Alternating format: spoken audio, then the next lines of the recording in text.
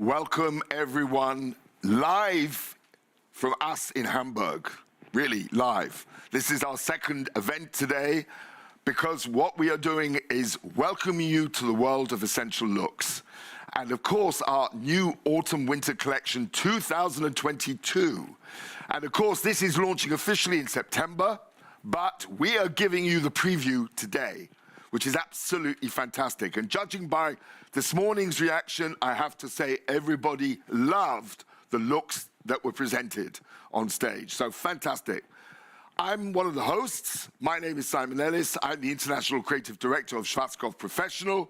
But I have the privilege for the first time to also have some co-hosts, because absolutely a problem shared is a problem aired, and absolutely we are sharing things around. Because, why? Because we're one team, we're one family, and it is this incredible team that have actually created the collection. So it isn't just a one-man show, really, really, really. And I think they should also receive the plaudits, really, from all of you.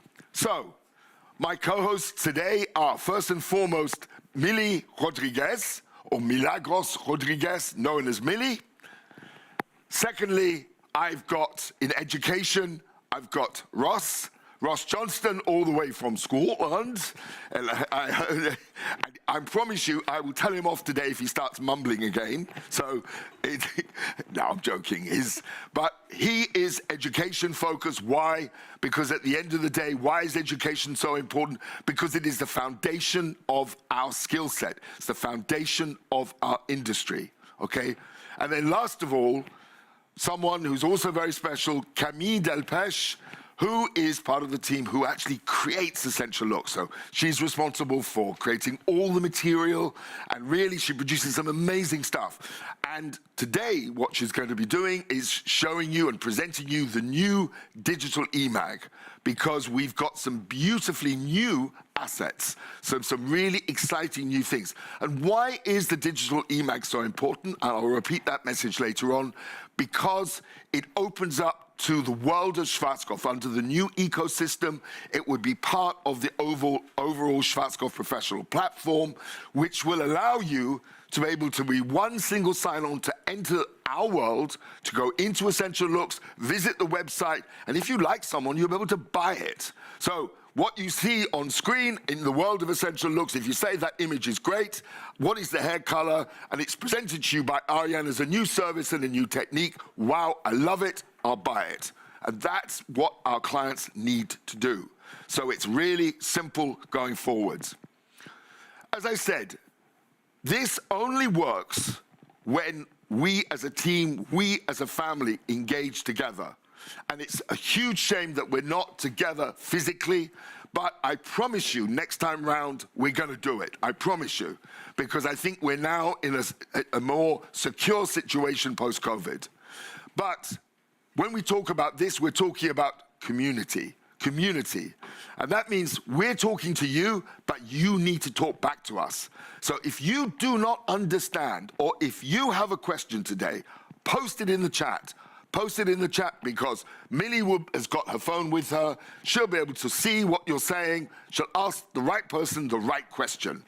And also what we will do is dedicate some time at the end of today, just before we close the session. If you've got any outstanding questions, then again, Millie and I will actually share those around the team. And of course, remember, tomorrow we have our working sessions. So don't forget to join, because there we can really do deep dives on all the different aspects of the world of Essential Looks.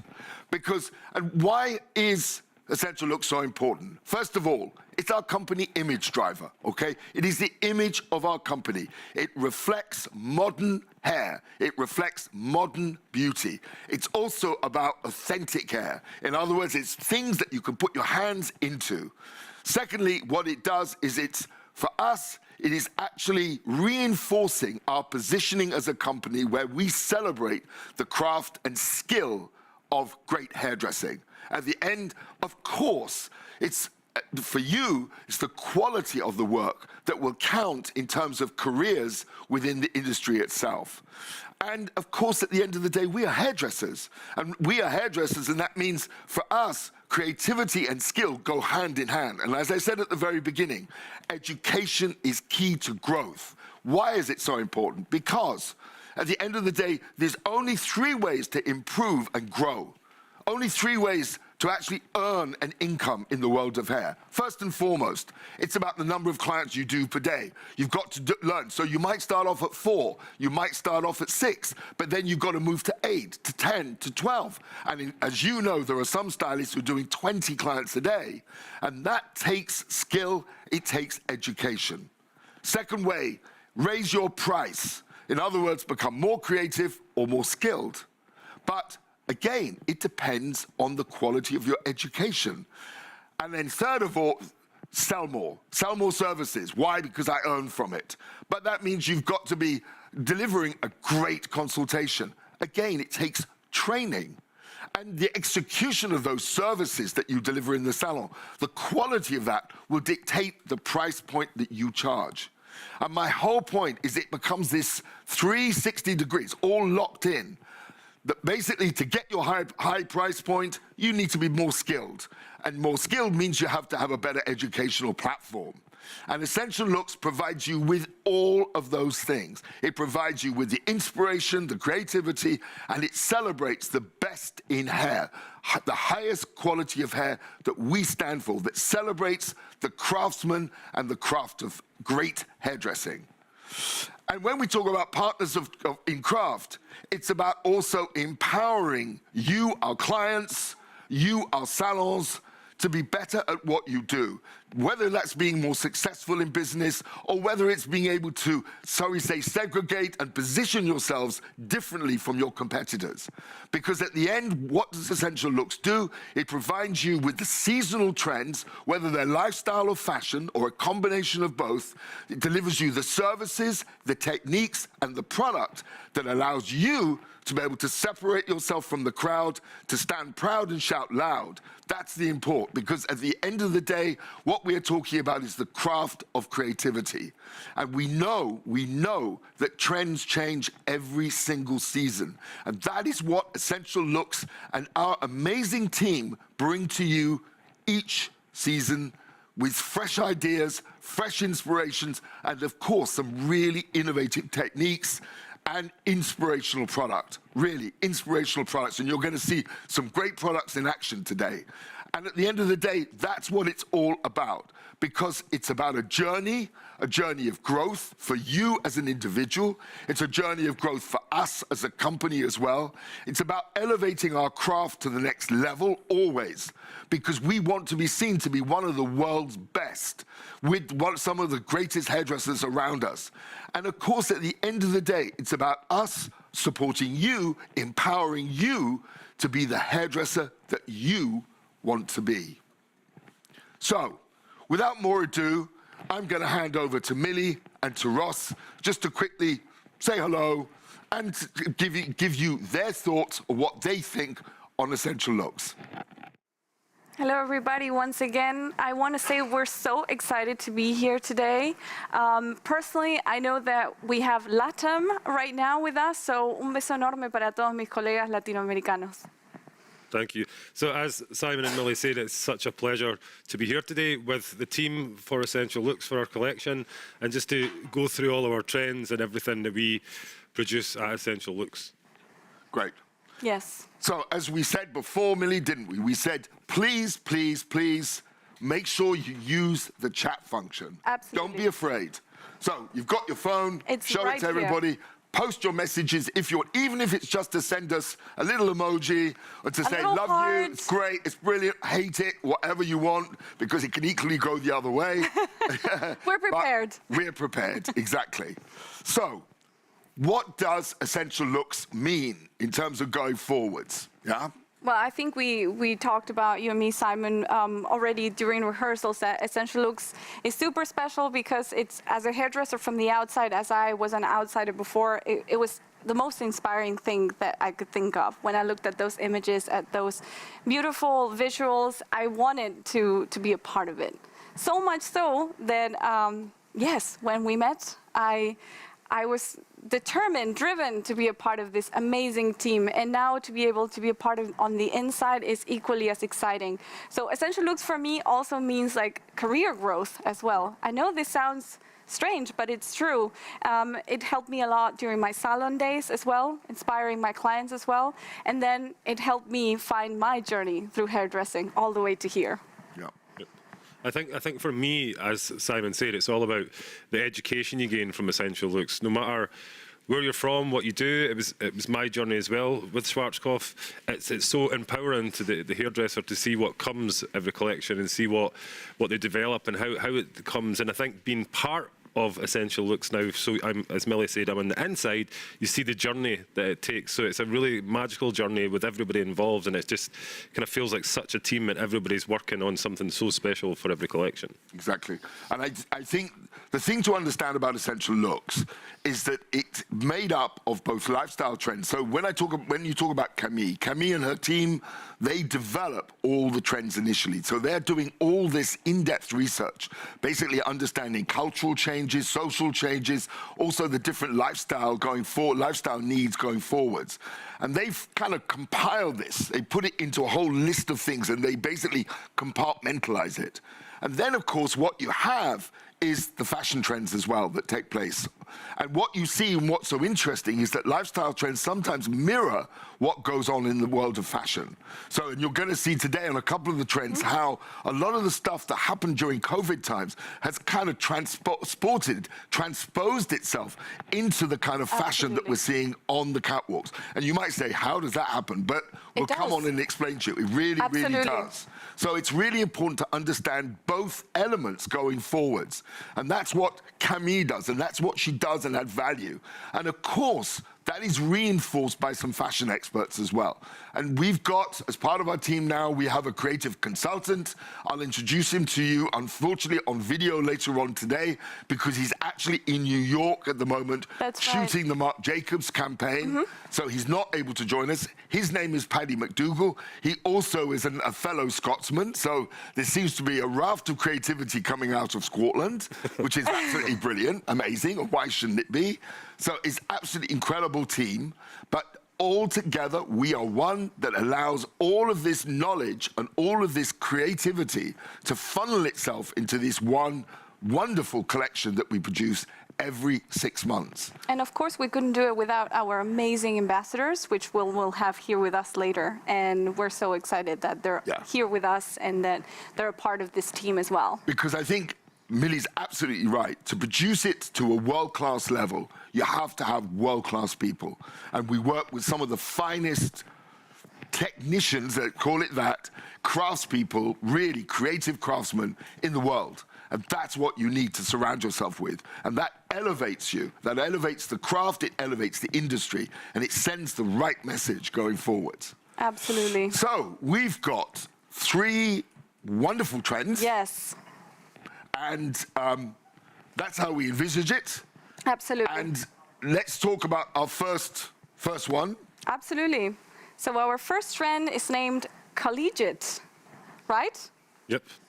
I think this is a really special trend because it's all about the whole thinking of the 90s, what was out in the 90s. You know what I mean? If I think of the 90s, I think of hair, makeup, clothes, you know what I mean? Something that even nowadays people still think of. You know what I mean? We've made a trend out of this kind of idea of what the 90s was and just put something more modern onto it. And if you just think of what it is and the grunge and all that kind of thing, and it's just something really nice and it's kind of secretive, but at the same time you can kind of go as far as you want with it. Yeah. Definitely. I think that when I think of this trend, you know, we talked about it already during our rehearsals, what we thought about it. And you said a lot of times about upskilling yourself, about education. And I think there's definitely a renewed sense of education as well. And again, that came out of the COVID thing, and we'll explain a little bit later on when we go into the detail. Second trend number 2 is called homecore. Homecore, yes. And that's really about everybody staying at home during being slightly cocooned during COVID times. And what it meant people picked up their skills, cooking, actually utilizing the things around them, feeling safe. And it was also about this idea of a safe shelter. Exactly. So your home was Home is a safe place. Was a safe place. I think it was about like upcycling and like that as well. How you could, you know, I mean, people became a lot more conscious about what they had or what they were using. So Exactly. it's about, you know, what I mean, using things that probably would be a set of curtains and making a dress. You know what I mean? So using that whole upcycling thing. Exactly, and using less perhaps as well. Yep. And our last trend is called pop and play. Pop and play. Pop and play, which I love. Yep. And I think it's your favorite trends. Yeah, Definitely. it is indeed our favorite one. I think as well, it kind of says what it exactly does in the label. You know, Yes. it's pop and it's play. Absolutely. So it's bright. It's about using all kind of different colours all together, and you know what I mean. Good, Ross. Yeah, definitely. I think it's such a joyful one, really. It's an explosion of vibrancy, colors. It's really so positive to look at. Yeah, and it's optimistic. It's a really optimistic It's this new feel. sense of optimism. Yes, and it's definitely. the flowering of colour. Yep, so it's a definitely. kind of a mishmash of colour. Yep. It's Yeah. absolutely fantastic. Yep, definitely. Yeah. So, in saying all of that, why don't we now watch the mood videos? Wonderful.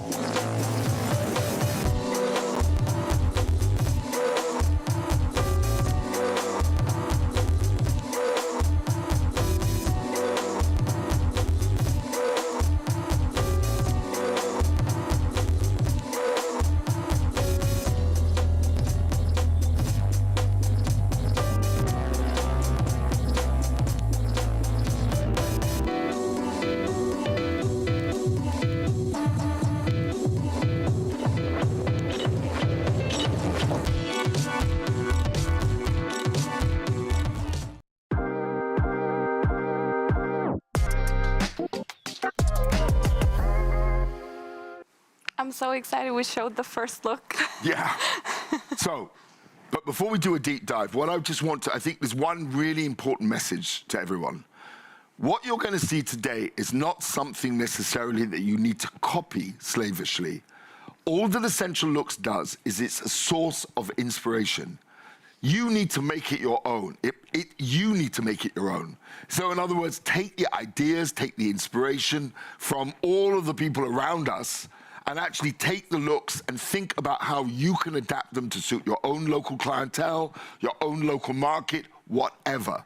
All it is there for is to give you a sense of the direction of travel that fashion is taking. That's all it is. And speaking of which, we are going to deep dive in how the looks get properly made by our ambassadors later. Ross has a dedicated corner that we call it the education zone.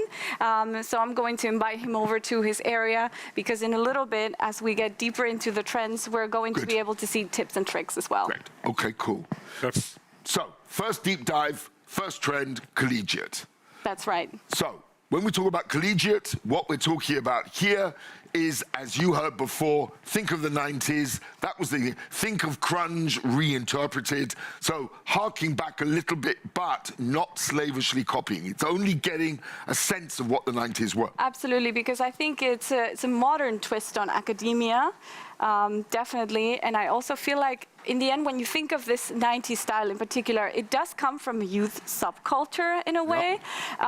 So I think we took those elements from the 90s and gave them a little modern current twist. Yeah, and I called it studious youth, because actually, and this is where you see the sense of COVID coming through, that a lot of people were cocooned at home or marooned at home, and the problem was, as you know, a lot of them didn't know what to do, especially the youth.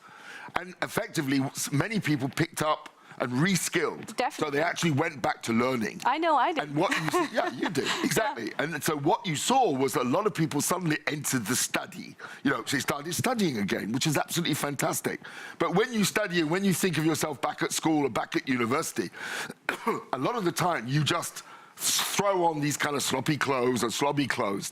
And that was what's so cool. It's this kind of very loose trend, yes, isn't it? It's kind of a mix and match. It looks like it's second-hand clothing, but it's not. It's not even vintage clothing. Right. But you have a sense. There is a feel, right? I think it's because it's quite nostalgic in a way, and also it has this sort of like careless attitude in a little in a way. But I also see this hints of preppiness sometimes coming through from what we've seen. Exactly, this kind of little bit Americana-ish. Yeah, as well. And there's the fashion inspiration, as you can see. There you go. It's this kind of slightly serious, so you can see these big glasses. Academia comes through from the wearing of spectacles and things like this. But look how they throw these things together. It looks like it's vintage clothing. It does. But in fact, it's designed like this. So effectively what you've got is these kind of very comfortable clothes all thrown together. And also when we talk about the color palettes as well. So I think we have a super nice color palette here that you can see is kind of desaturated, right? So a little bit more on the colors. I mean, we've got some keywords like easy nudes, faded sky colors, wild rose, which I think you can see there on screen. There's this more desaturated colors and not so vibrant. The way I think of it is like the dark filter of Instagram in a way. Like it makes everything a tiny bit. It's very cool. I don't know, neutral, a little bit less desaturated. And I think that's super cool. But at the end of the day, it's also this mishmash of that you can wear a blazer or a big coat, again, with silk underneath or thrown together clothing. So again, it's a very loose, but a really cool fashion. I have to say it's very modern. And look at the kind of hair that was already being shown on the catwalks. And there you can see this idea of deconstructed hair going forwards. So I think it's very interesting. Already you can see the trend in terms of the textures and that you see, so it's loose. And that's the important thing to understand. And when it comes to makeup, Millie, how would you see that? So I think we took really sort of the literal inspiration from the thin brows of the 90s, or maybe the bleach brows, or the not so present brows, let's put it like that. And also those glossy orange lips, which we had seen, not a big lip, but a rather subtle color. And also this topic that we talked about, maybe sloppy applied eyeliner or mascara, or different unusual eyeliner shapes that are not your typical, wing liner, super polished. And I think when you think about it, it goes well also with the feeling of the clothing. You're layering your makeup as easygoingly as you are layering your clothing. Because it's a little bit like self-made. It's like smudged. It's not perfect. It's perfectly imperfect. Right. And I always imagine a little bit this trend overall when you look at the clothing and the fabrics and so on, that it's a bit like you've gone into your, as a child, you've gone into your dressing up box. We all had these big boxes full of old clothes, or your parents go, and you go in and you pull them out and pull the trousers on or pull a big jumper on or something. And that's very much what this kind of trend is. Out of the dressing box, thrown together, it's comfortable, it's loose, it's kind of lived in a little bit. Layered as and well. It's kind of layered, it's lots of layers. And I think this is really cool. Yes. It's a really kind of cool look. And I think, as you rightly said, Simon, we also incorporated some of these beautiful palettes into our hair inspiration and ultimately the hair looks that you will see today. Because the way we look at things is that we say, okay, what you see in terms of colors on the fabrics, we transfer into hair color. That's the way we look at it, because there's no other way to do it. So very interesting. So let's have a look at the video, because I think that explains everything.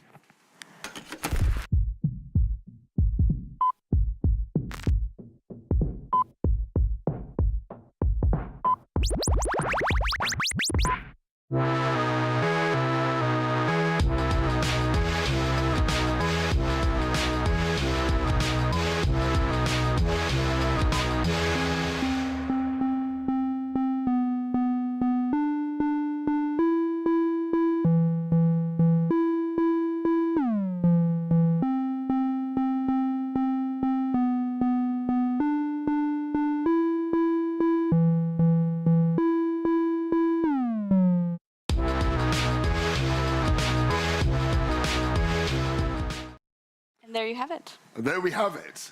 And around us, we have some very special people. First and foremost, can I introduce you to the one and only Queen of Color, Leslie Jennison. Thank you. And many of you all know her. She is somebody quite unique, very special. And at her side, we have the incomparable, energetic, creative mind, Monsieur Nick Irwin. Thank you, Simon. And I love him because he's always so enthusiastic and he's always thinking ahead. He's an explosion of ideas. And that's what you want from those kind of teams. You want those kind of ideas to burst out of them. And it's that energy that always produces something fresh and new, in my view. So it's great to have you both. It's called being obsessive. It's called being obsessive. So we're going to talk the catwalk look first of all, okay? So let's talk the catwalk look. But maybe just get your, I'd love to hear both your feelings about this look, the hair, the colour, just to give you a sense of going forwards. Okay, I mean, for me, this is truly a catwalk look. It's very, very strong. I love it, absolutely love it. For me, it totally represents that 90s kind of vibe, but with a very modern feel about it. You know, if you think back to the 90s, there was two very, very strong trends happening at the same time. And one was this very kind of almost raw-looking lightener, very handmade, very homemade. And then you had on the other side, you had this real kind of, like I call it, like that Cindy Crawford, really big, perfect, big blow dries. And for me, it was really interesting is that those social trends that we work on so sort of passionately now with Camille was happening at the same time then, because that kind of grunge feeling only came about from the excessiveness of the late 80s and everybody wanting more and more money and wanting to show off more and more money. And the bigger house you had, the bigger shoulder pads, the bigger hair. And then this was an absolute backlash against that. And I think for us to kind of channel this feeling of who this person was, Nick had put me onto this beautiful, beautiful documentary called See No Evil. See No Evil. See No Evil. If you get a chance, please Google it. It's just beautiful. And it's about the life story. It's a documentary about David Sorrenti, who was the younger brother of Mario. You know, both famous, huge photographers. And really it was David who, his style of photography changed everything from all this 80s, you know, beautiful, perfect kind of glamour to this kind of heroin chic, as it was coined. As it was labelled at the time. Yeah, actually the president at the time, who was that? Bill Clinton labelled it and blamed. When you watch this, you can see how he's literally blamed for this culture, which is of course not the case. But it was all about, you know, seeing the real person and it being very dishevelled and very raw and very slightly kind of unkempt in a way. And that's really where we kind of started with almost our kind of muse. Which is, I think, very interesting because when you think about during COVID times, us being locked down, you know, people, they weren't able to go to the hairdresser. So they tended to just let their hair go. And, you know, did I need to put makeup on? No. Did I need to wash my hair as often as I did? No. Do I need to, you know, could I cut my own hair a little bit? Yes, I could. If it got in the way, I'd cut it off. Yes. I mean, because that was happening in my family. Absolutely. You know, so you saw this kind of thing going on. And I think what is interesting is how that has transcended into the kind of fashion. Because a lot of us, I mean, like I was saying to you earlier on in the last show, my daughter had bleached hair and she grew it out. I know. Because she couldn't get to anybody to have it redone. But then she turned around and said, Daddy, that looks really cool. And she kind of then put gels through it and tied it back, and it became a look. You know, and I think that's exactly how this kind of, shall we say, social evolution trend. of the trend. You know, COVID created something that has now moved into mainstream fashion. That's right. And it's this kind of slightly undone look. Yeah, it's DIY, and I think it's DIY. Very good, very good. That's the thing, you know, with this particular look, with our catwalk look that Leslie and I worked on with Julia, the model. You know, the essence of it doesn't feel like it's freshly, precisionally cut. There's an attitude about it. It's almost like she's chopped it herself. It's like these two levels. Obviously, the sort of base level, which is the kind of bob at the back, and then this chopped piece through the front, which just gives the attitude and feel about it. A couple of things we want to talk about, and I think that's really key to these particular looks, is that when we reference the past, we never want anything to look old-fashioned. We don't want anything to look That's too really retro. I think when important. Yeah. Leslie and I talked about this particular kind of inspiration and the Sorrenti film and all of the stuff that was happening at that time, we wanted to modernize it and make it feel what's happening now. And if you look, the 90s has dominated the runways for the last 2 or 3 seasons. It's everywhere. But how do you pull parts off the runway and make it yours? And what's key with this particular look, and we're going to talk about it when we do a little demonstration for you, is controlling the volume. So even though there's a slight chaos to the texture, when we come to style it, the actual silhouette of the shape, the outline of the shape is quite controlled, and we do that with a certain technique that I'm going to share with you. Right. So it's working the texture very loose and almost styling and cutting at the same time as you work with this sort of 70% damp texture, and through a really sort of big wide tooth comb, and you cut the hair through. But that's how you end up with this kind of very, it's a very personalized haircut for that particular texture. So when we talk about personalized haircuts and personalized looks, being that we're talking about the 90s, we thought it would be fun to actually share Your personalized look. your personal life as how you looked during the 90s. Okay? So what we've got is, right, can you guess who is what? I'm sure you can. So on my right, the lovely Leslie. That's okay? me pouting, With sunglasses, pouting with those wonderful 80s, 90s lips. Yeah. I mean, my God, it could have been out of a, I don't know, which kind of film. I was like, that man's... Pretty Woman. Pretty Woman, okay. Now, I like that. I'll take that. Centre, I've got a very young Nick. Left, I've got me when I used to cut. I've been cutting hair, so looking very intense. I love And those then, looks. of course, we have the wonderful Millie. And the wonderful Millie, and this is Millie. So what's a little bit embarrassing, or why we're only showing Millie separately, is because, notice the age difference, right? She's 5 in this photograph. I am 5, yes. I won't tell you how old us three were, but we are of a different generation, let's call it that. Slightly. But I did do my own hair in this picture. I want to make that clear. Did you? Okay. Yeah. Oh, how wonderful, wonderful. So, why don't we now talk through the colour? Fantastic. Why don't we start with colour and talk about the catwalk looks? Wonderful. So, do you want to just quickly run through what you did? So just quickly, because we've got some charts which you can go through. Perfect. Do you want to do... Okay, so for me, like I said, it's really about that genuinely lived-in, homemade, handmade-looking colour. And as you can see here, there is nothing kind of clean, nothing precise. I've got a way of using kind of just one brown, but using it kind of laid up so that you create the idea of a couple of different browns going through it. Very, very cool, cold against this raw-looking, pre-lightened hair, which, of course, I didn't leave totally raw because, you know, you want that kind of luxe feeling to it. Even though it's catwalk and really, really strong, you want something that's got that kind of finish to the hair. It's funny that you say that it is a bit raw, because nothing is left raw with you. You're such, your expertise shines through. The way you do color is unbelievable. So even though this hair looks kind of self-made, this level of skill that goes into making that look so effortless, that's all Leslie right there, and I think that's fabulous. Thank you very much. Thank you. I've got a couple of tricks I'm going to show you in a moment. Yes.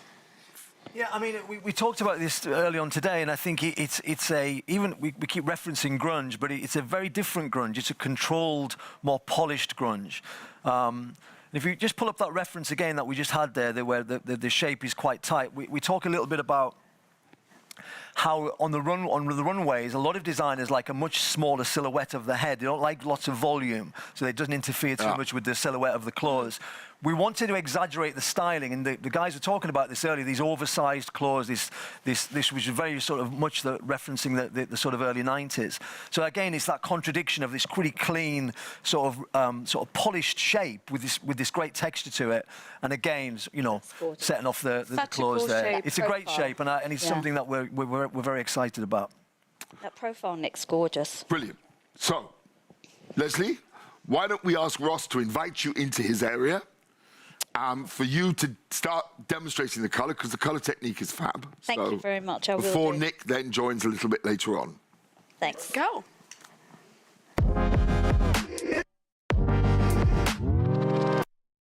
Hi guys, welcome to our education area. So just a little bit of a idea of what's going to happen here today is we're going to have all the ambassadors either showing the technique that they used for their look, or some tips and tricks, or even some styling and some products that were used. So at this point, I think it would be a good thing is if we possibly show the before and after from this look, because I think it's quite a great visual for people to see. Thank you. And that's something that, as I said, you can then start talking about the technique that was used. Fantastic. I love this before and after because you see such a huge difference. Yep. And she loved it, absolutely loved it. She did. Both, darling. So do you just want to talk to us a little bit about technique, especially about the pre-lightening, what was done here? So I pre-lightened with Vario and 6%. And then we went in with vibrance on the ends. Now, of course, it depends on the level that I start on, the depth that I'm working on. My model, Julia, had a light enough base that I could go in. She was like a level 6, so I went in with Vario Super Plus with 6% and just did a kind of clean, classic virgin application. Nice. Got this clean blonde, and then I'm going to turn you around so that we can go close up. And what I wanted to do with this demo is to really kind of show you how I created these different kind of browns from that kind of slightly softer, still cool, but softer, to this kind of heavier, more saturated, still very desaturated, which I think is a really important point that Millie said earlier on. That is very, very important in this kind of technique. What I've done is I've left a tiny little bit on the underneath to show you. Where am I? Yep, perfect. So I'm going to show you the 3 ways to create the softest to the most heaviest. So I'm going to start. Thank you. That's very good of you. So I'm going to start with the strongest. I'm using 000 just to create that finish because I don't want to lose any of the kind of undertone that I've created from the pre-lightning. And I'm taking the 000 a little bit lower than I want to see it. I'm then going to go in with my darker color. This is 5054 and 516. In fact, we can see the color chart. Can we get the head sheet? Can we see the head sheet, guys? Perfect. Wonderful. So I'm going to let that stay on for 5 seconds. I think as well with this one you can see the kind of how blended the darker colour. This is really about that kind of dishevelled elegance. Yep. Okay, so at no point, if we go back to the camera, at no point am I going to apply any colour with a horizontal brush. Everything is going to be on a vertical. This is going to give me the strongest of the browns, the flattest, the coldest, because this colour is going straight onto the raw pre-lightened colour. So you can see there are no straight lines, no straight demarcation. Now, I would normally, if I was doing this whole technique, I would do probably at least 3 or 4 sections just like that. However, because I want to show you the other saturated looks that you can achieve, I'm just going to put a foil over the top, and I'm going to show you the next way. So we used vibrance in this case. Could you use royal, or what was the reason behind using? I would normally use vibrance unless I was working on very, very dark hair, in which case I would normally go in with royal because we have more neutralizing benefits from royal, from the 9.5 series from royal. Then my next way is to apply the 000 all the way down, and then go in and do my dark baseline. Then what I would do is I would do another 3 sections, just dropping that on top, 000, and then my dark. And then the last way that I want to show you is the softest way, and that is to do it like this. 0, 0, 0, all the way down. Another section, 0, 0, 0, all the way down. This is all with 1.9 lotion, because obviously I'm doing a technique. It's much easier to use lotion than the gel. And then another layer. So normally 3 or even 4 layers. And then on the top of that, I'm going to go in with my dark baseline and paint that. So you can imagine that that is going to give you the softest kind of saturation. And that, ladies and gentlemen, is the technique. Perfect. I think if we could see the third visual, that's really nice how you can see it when it's wet and how it's been combed through, and you can actually see the distinction between You know, that was great. I mean, I loved on this shoot, we made a point of doing lots of kind of process shots. And this was for the Master Brand shoot. So this is, I just love that. And then if we could just see one image of the finished. Yeah, but I think this image, yep. And I love that little tuck behind the ear. It's gorgeous. Perfect. Thank you very much. Thank you very much, Leslie. I think I will now hand back over to Millie. And yeah, thank you very much, Leslie. Thank you. All right, so I think now we're going to give Ross a few moments to get ready to invite Nick over. He just needs a few moments to clear the set and get it ready for styling. We're doing this live, so as you can imagine, we really need to make sure everything is tip-top. But yeah, Nick, I think now you will show us a little bit more about your finishing for this look, and also how you achieve that beautiful shape, right? Yeah, absolutely. And I think, you know, this area now is about just, you know, you can see the technique and the cut which you have, but I think here it's about sharing with you these little sort of tips and tricks just to do the finish on. So that's what we're going to work on. Yeah, because I think you've got quite an innovative way of drying the hair off at the end of it, and I love it at the end. I even talked to you this morning when we were off set, and said when you were preparing one of your doll heads, and you're using this wand. Yeah, just to crease the hair. And I just thought, wow, that's really interesting, because it does give it a different. It's just flipping everything on itself and gives it a different feel. And I think it's really fresh. Yeah, exactly. Cool. So it's really worth showing everyone. Yeah, no, we will do. 100%. We're ready for you. Russ? Right. Let's have a look.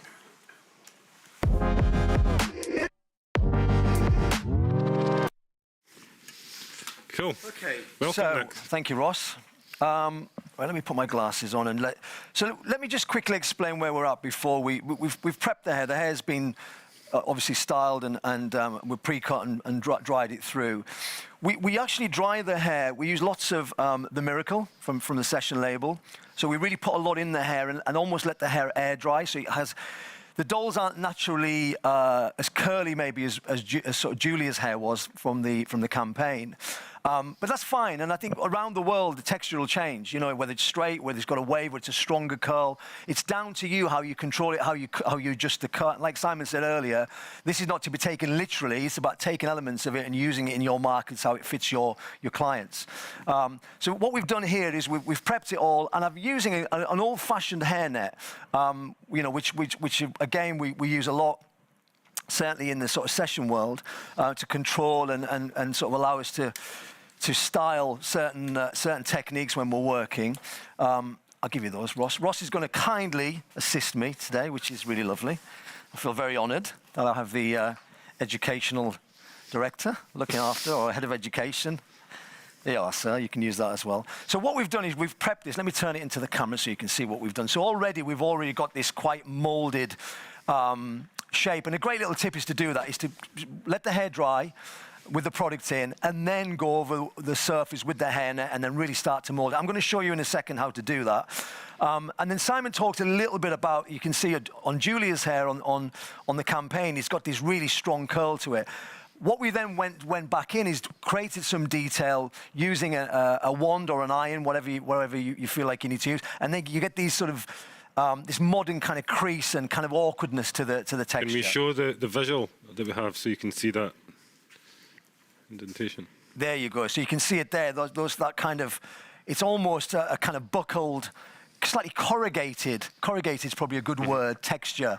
But doing it in a way where it doesn't feel, you know, too overthought about. It's kind of still got a looseness to it. So just while I'll clip that side there so we can leave one side for Ross to work on with me. And then it's a case of we use the strong, which again, is a hairspray. I mean, all the session label doesn't. None of them, leave my kit at any time. But I use bucket loads of this stuff. It's just brilliant. It's a brilliant, strong, all-round hairspray. So spray the surface first of all, quite liberally. Don't be shy. And then using the hairnet to really compress and almost, if Ross comes round to. So we're going to just pull that really, really tight, Ross, like almost to, if it was a client, we'd be probably being a little bit too rough. There you go. And then I can just tighten that in a bit more there. These parts here need to be in a bit more, Ross. Just loosen your fingers. Let me redo it, because if I don't get it in there, it won't do the... So if you hold that side with your hand, pull it down just a little bit.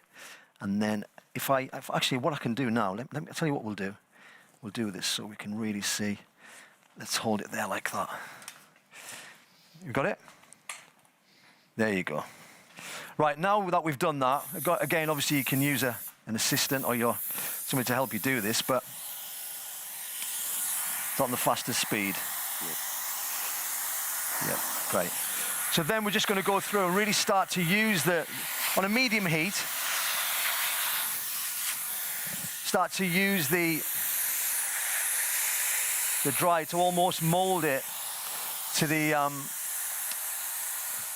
shape of the face. And again, you can exaggerate this or have it as, loose as you want, but it's just a good way of really controlling, especially when the hair's naturally curly, because we want to get rid of some of the volume and we don't want it to be too wide. So this is what gives it a slightly refined feeling to the end result.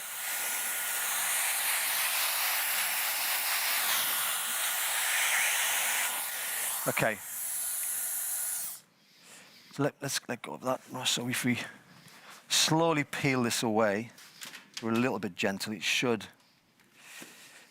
You just be careful when you're peeling it so that the hairspray doesn't stick to the net. But you can see naturally what it does. It gives you this quite molded. And I think this is where when we talk about the sort of grunge references of the hair being a little bit more, flat around the face, it just gives you that kind of feel. And then the texture through the back, if we just turn that to the side, you can see where we've obviously worked with the Miracle and the hair drying sort of naturally. We just want to go in and just look at some of that detail. And here we use a wand and literally grab the surface of the hair. And, you've got to be quite, I suppose, not overthinking, not be too hairdressery here. I think sometimes we're a bit too disciplined, we make everything a bit too perfect. You've got to be a little bit more kind of rougher or rough is the wrong word, but just a little bit more brutal in the way that you crease the hair in place. And you start to see, you get this really, it's subtle, but it's enough just to give you this nuance, this detail to the hair that starts to just almost crinkle, and I've just come up with that word earlier, corrugate. I quite like that. I'm going to use that again later. That's something we tend to come up with names when we do these, don't we, Simon? I don't know where they come from, but we seem to... Thoughtful youth. Yeah, absolutely. We were talking about happy accident earlier. Happy accident. Which is the one that Leslie will talk about later. Exactly. So there's also the happy accident, yes, which we'll refer to. So is he getting that on camera for me? Yep. He's going to swing round. Yep. That's really cool. There you go. So you can see there you go. You can see you can just see and really starting to almost, you put a bit of tension on the hair with your hands and you get this really, you can do as little or as much as that. And then it's a case of literally going back through with a little bit of,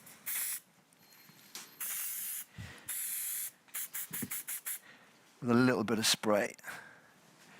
Just through the... So you've just got this contrast in textures. I think that's what's really quite special about the look.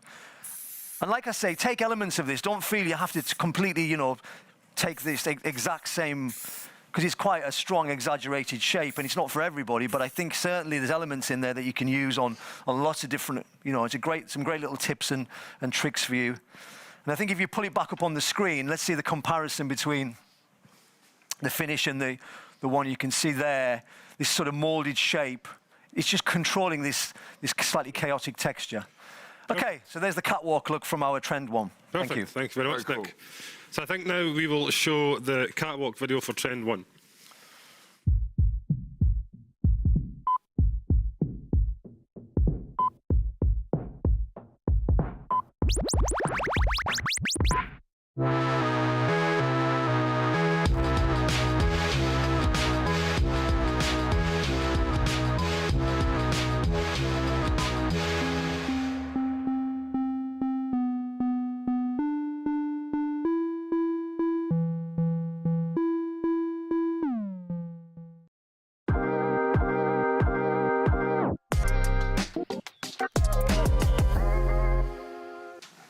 So, I love first that. trend, what you saw, collegiate catwalk, and now we're going to be presenting collegiate salon. That's right. So when we talk about salon, what we're talking about is a much softer, more commercial approach.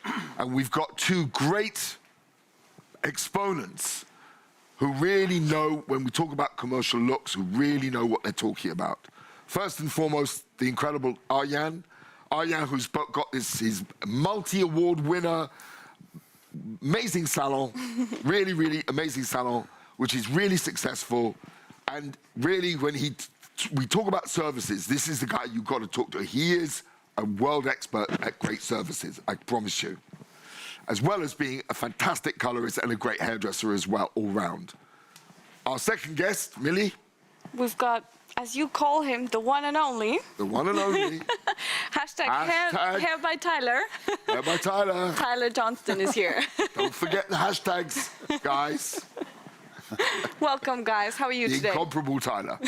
So, Thank you. Very good. I'm and in keeping with our 90s ethos, thinking that we are part of collegiate, what we'd like to do is now share No one's safe.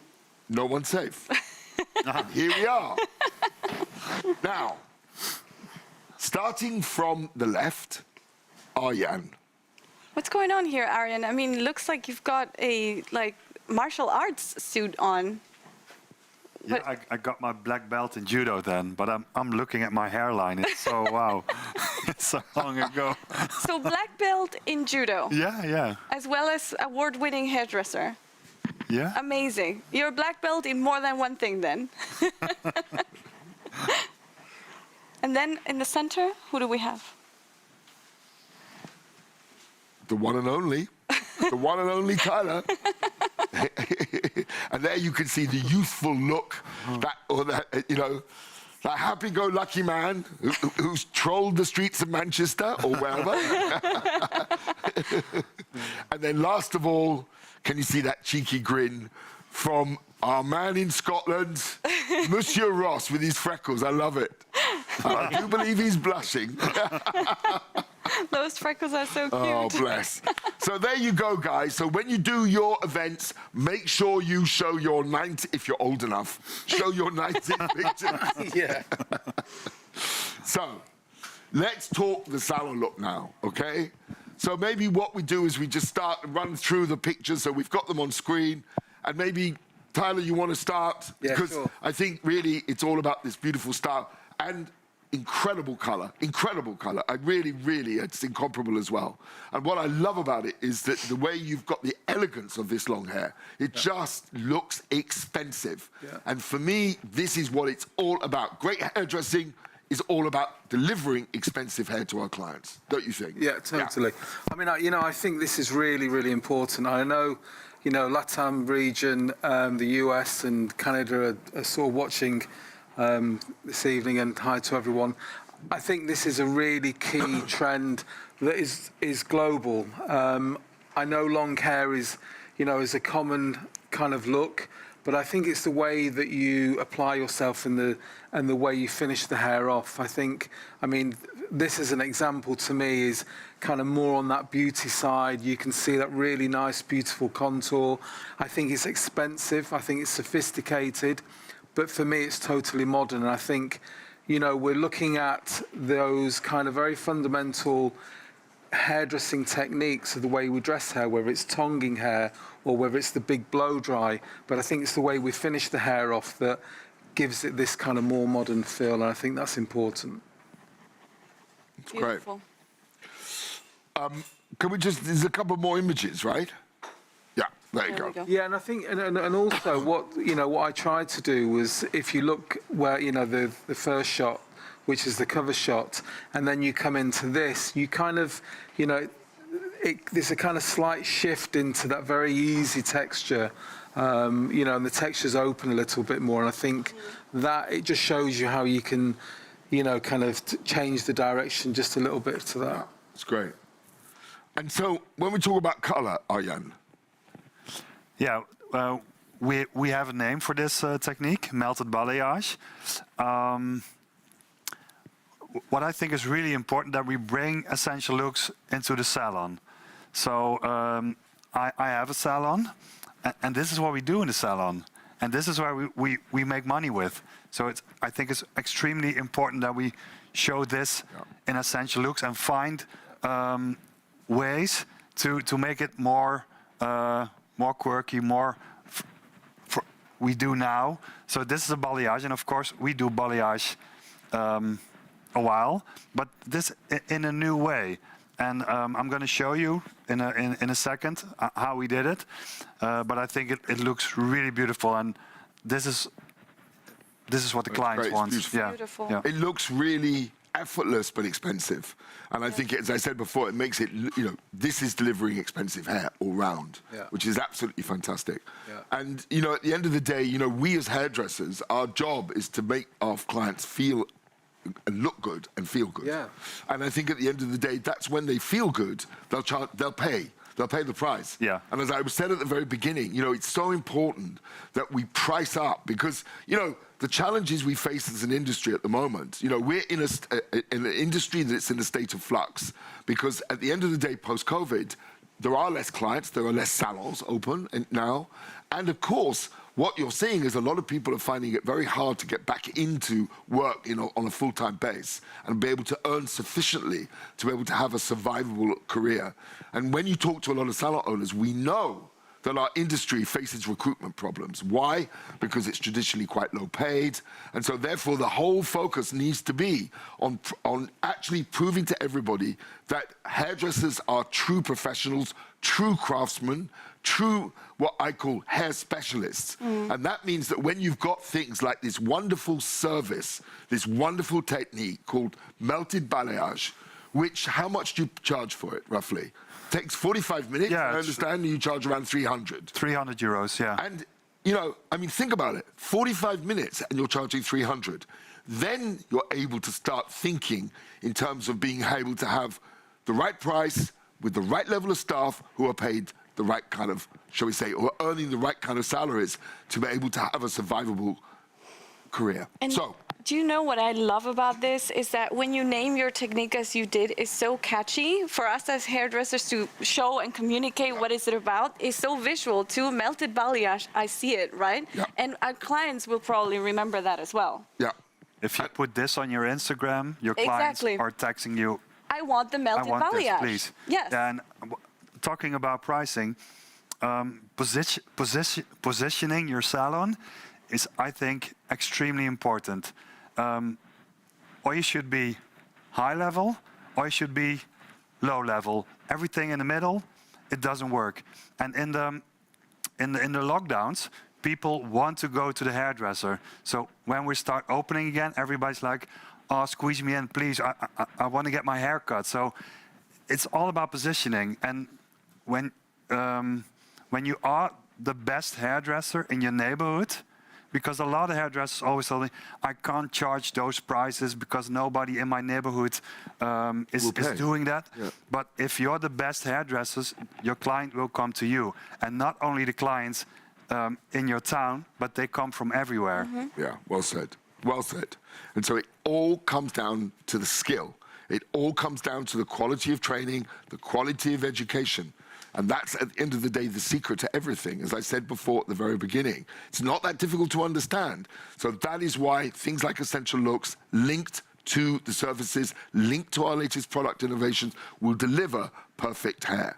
So without more ado, Ross, why don't you invite Arjan to show his incredible melted balayage service technique and bring it to life.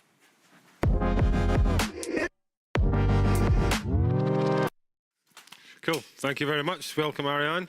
So I think, as Simon was saying, the melted balayage, the service, salon service. So can we just get this slide up so we can just kind of talk about it again, and you can just directly maybe mention how you approach this in your salon. So about the lightening and the glossing achievement and the effortless look. So on how many clients do you think you see this on and through your door in the salon? I think on almost all of my clients. Okay. Because the surface is like really commercial. You can do it really fast. You can do it in a lot of different ways. So now, in this way, we start with the balayage technique and then glossed it with vibrance. Okay. So we make the darker roots and we leave the ends a bit lighter. But for instance, when your client is gray, you can cover the gray hair. Yep. And you do the balayage in the same step, and then you do the glossing afterwards. So it's you can do it with almost all of your clients. Yep.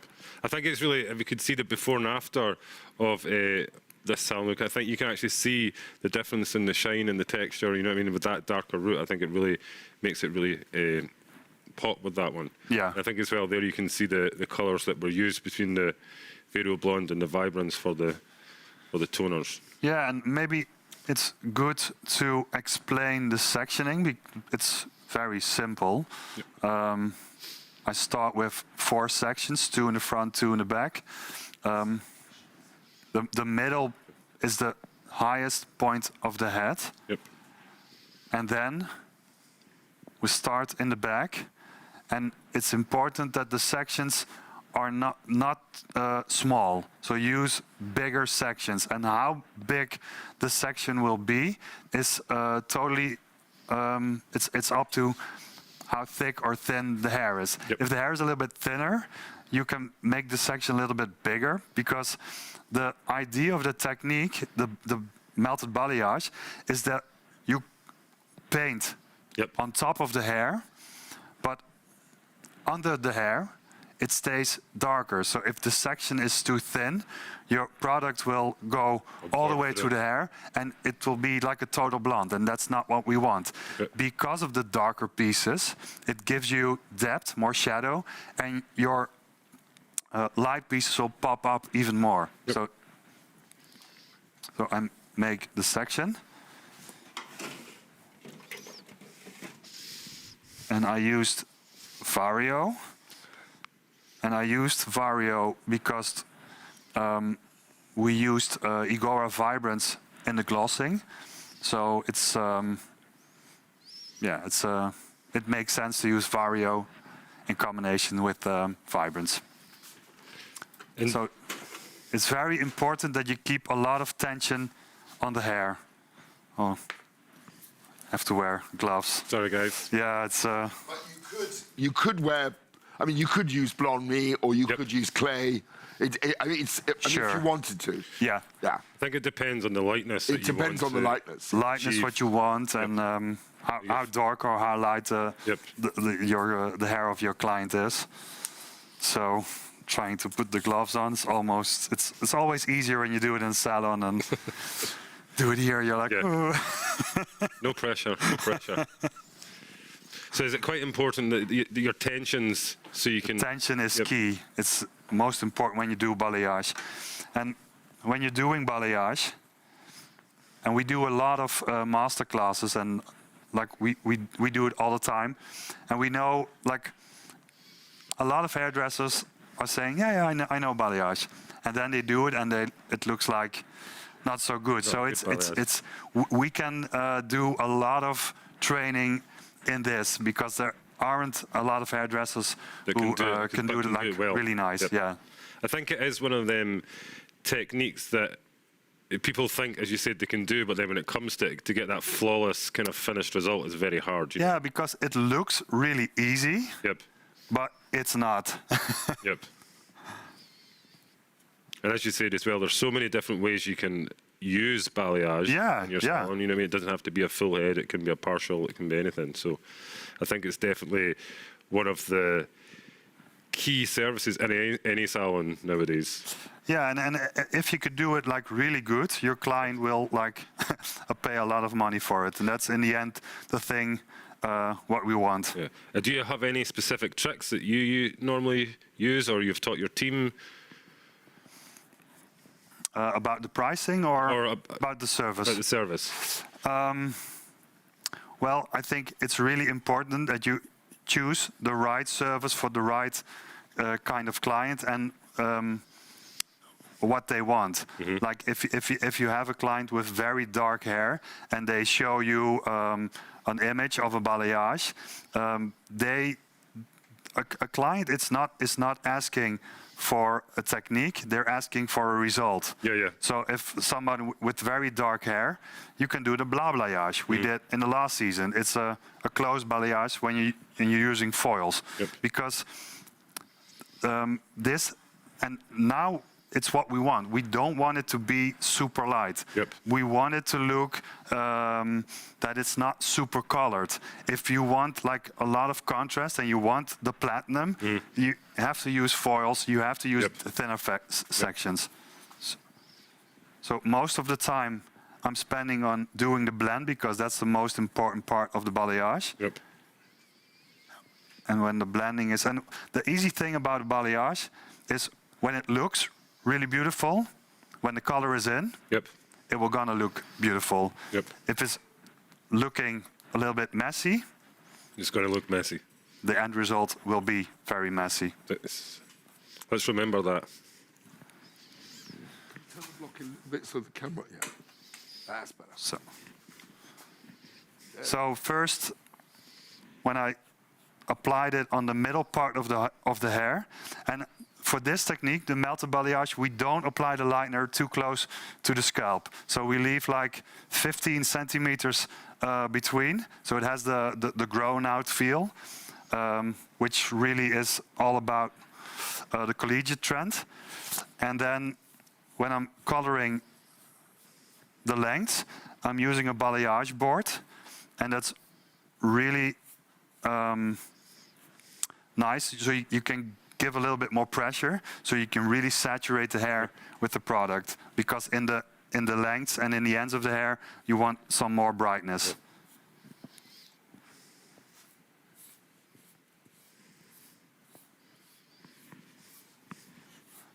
And it's a fun technique to do. I always feel like an artist when I'm doing this. Feeling like Leonardo da Vinci. So the color is in. I think Leslie is gonna tell us a little bit about very cool. You were talking about, you think of yourself as an artist, and I absolutely... When I'm doing this. When you're doing this. And I absolutely agree with that, because for me, when you think about hair, I always say hair is the canvas upon which we as artists create our art. And so for me, you know, it's a great analogy that you've just made, or comparison, because at the end of the day, when you talk about the canvas, it's the quality of the canvas that dictates the quality of the art at the end of the day. And so when you talk about the canvas, you're talking about the hair care. And so for me, the starting point as a great hairdresser, as a good hairdresser, is to actually give your client the right knowledge on how to look after her hair. Your job, I believe, our job, is to actually train our clients, but teach them what hair care means. Yeah. In other words, to bring their hair back into great condition. Then we are able to then cut it, color it, whatever we do, to the right quality standard. And I think a lot of people forget about it. They just accept the medium of hair. They say, oh, it's a bit dry. Well, and then, so what? And it's about the service. It really comes down to the service. And so when you're doing this incredible melted balayage, you know, at the end of the day, when I talk about the canvas, then we're talking about care. And then we're talking about things like fiber clinics. Yeah. So maybe you want to talk about care. Absolutely. And bringing the canvas of hair to life. Absolutely. But can I just say, just before I talk about fibre clinics, I have to say this, that since I saw you do the melted balayage on the shoot, I've used it so many times, and I absolutely love it. And it is so fast and so visual. I love it. I think Thank it's you. absolutely beautiful. Eric has the final result Okay. over there. Oh, yeah. Would be fantastic to have Sorry, a we look at. totally forget. Yeah, because Yeah, it's great. Beautiful. It's so beautiful. Can we Let's have a see? look. Now, you know, you There see you go. this in colour, and it's so gorgeous that we're actually using this image as our brand shoot for the brand new Beautiful. Fibre Clinics line extension. yeah, and this is what I mean with the darker underpieces. The blonde is in the front, and in the inside of the hair it's more darker, so the blonde will really, really come off. Very, very beautiful. Yeah, Good. Stunning. thank you. Absolutely stunning. Well done, Really, really Arjen. stunning. Thank you, guys. Whoa. So we'll now pass on to Leslie to talk about Fibre Clinics Thank line you. extension. To So- create the base. Brilliant. So this is the same model, and we have, I mean, if you remember when we launched Fibre Clinics, and you did this amazing, beautiful video, very eloquent video, and I talked about it so enthusiastically then, and I'm still as enthusiastic about it now. You know, since 2018, we've constantly added stuff to it. You know, the last collection was the scalp clinics, and now in September we're launching brand new line extension to the Vibrancy. So the Vibrancy is obviously our line for building up vibrancy for coloured hair. And we have 5 new products, 2 of which are OTC, and then we have 3 that are about giving a brand new service in our salons. And this is about maintaining those cool blondes, maintaining and enhancing medium to lightest blondes. So if I can just show you, OTC, we've got a heat protection spray, it's fabulous, and we have a normal size, a 300ml size purple shampoo. Then in the salon, we have the Lita Backwash, Back Bar purple shampoo, and then we have the 2 brand new boosters. We have the blue and the purple.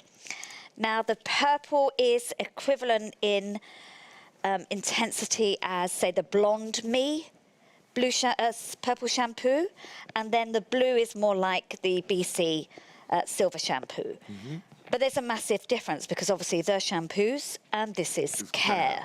So, and also, I mean, the technology, you've got all the C21, insane technology, and of course the triple bond technology in that as well.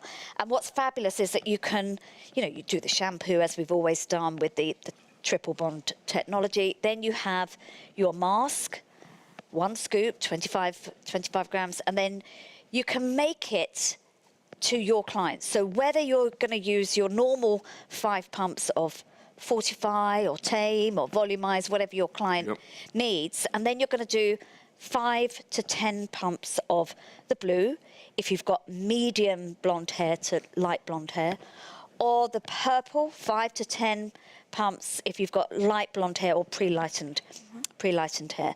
So maximum you're going to do 15 pumps, and it's genius. And then once you've done that treatment, I would always recommend the purple shampoo because of course the technology.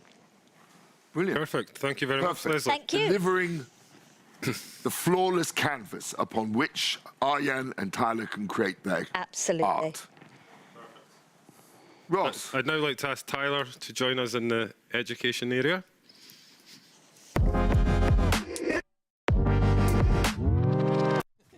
Cool. Perfect. Welcome, Tyler. Thank you. So I think within this look, we're going to talk about some of your tips and tricks in regards to when it comes to dressing hair. Yeah. Is it like for longer hair types, some of the tools you use and some of the session label products? Yeah. I mean, Used. as I said before, I think this is really important. I think we all know that long hair is a very common kind of look that's coming into the salon. We have clients all the time that want to retain their length, and it's really how do we make a point of difference and how do we evolve the service and the looks of our clients. We're always going to have clients that want long hair, but I think it's how we apply ourselves and how we make it a little bit different. I think we are, I think really there are those classic techniques that we all learn when we're, starting our craft, you know, how to blow dry, how to cut hair, how to blow dry hair, and how to style hair. I think it's really kind of taking those kind of fundamental techniques, but really making them modern. Yep. To achieve different looks. I think to start with, maybe we pull up the head sheets for the step-by-step, and then we talk about the cut, how you, this was more of a freehand dry cut. So what I did first of all is you'll notice that I'm actually cutting the hair dry. I'm kind of working very visual. I'm literally coming through the outline first, and I'm elevating everything. I'm point cutting throughout the haircut to retain that softness. I'm then kind of going round, elevating everything, coming round the front, and there's kind of a lot of point cutting and freehand technique. I still want to retain that kind of femininity of the whole shape and really kind of still retain that softness. So that's kind of why I went for that approach. I mean, obviously you can kind of cut the hair from wet and work it into dry, but for me it was kind of creating this sort of, you know, softer, more free-flowing feel to it. Yep. You can see here with the texture that we've got here, there's just a slight buckle. In fact, let me get my brush out. There's a slight buckle in the shape, you know, kind of, which is a little bit kind of more modern. I kind of like the feel where you've kind of just got it midway through. I used a tongue set, so really kind of large barrel curl tongue. Let me just get some spray.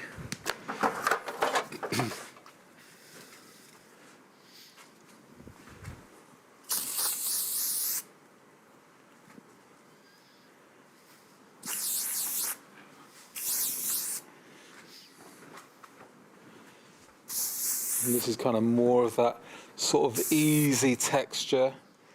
I think, you know, it's interesting because a lot of our clients, you know, we're all used to seeing clients now using kind of straightening irons, kind of curling them. I think it's a real big thing that our customers are doing.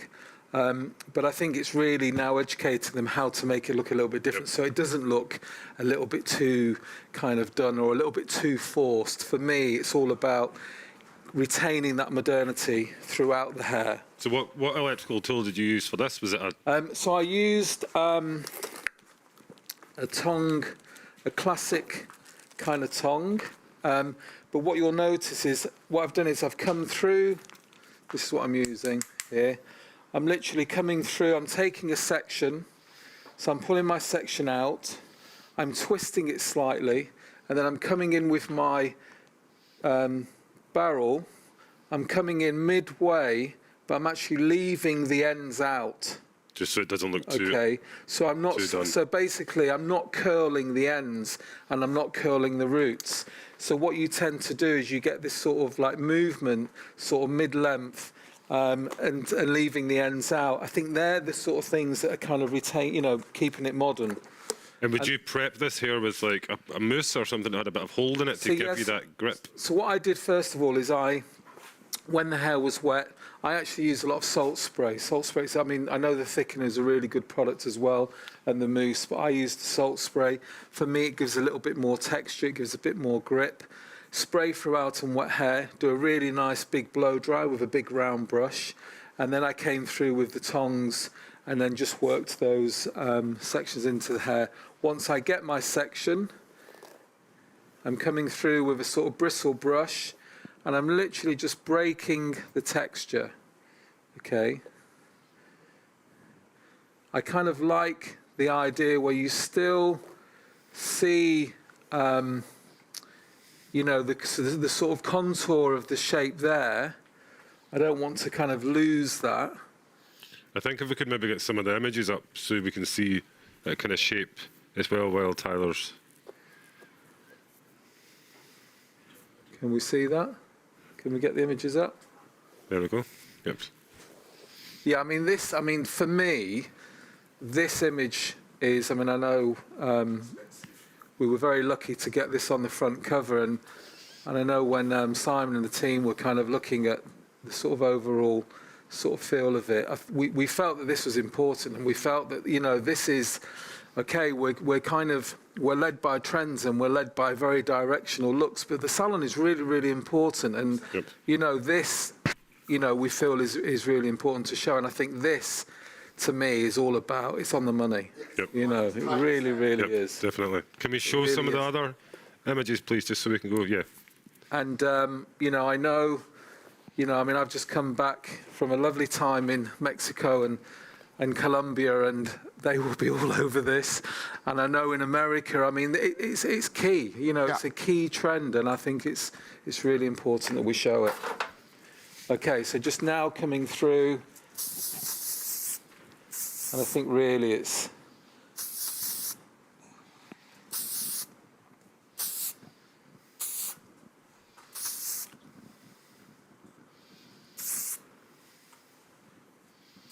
so you can see you've still got these ends that, you know, feel natural.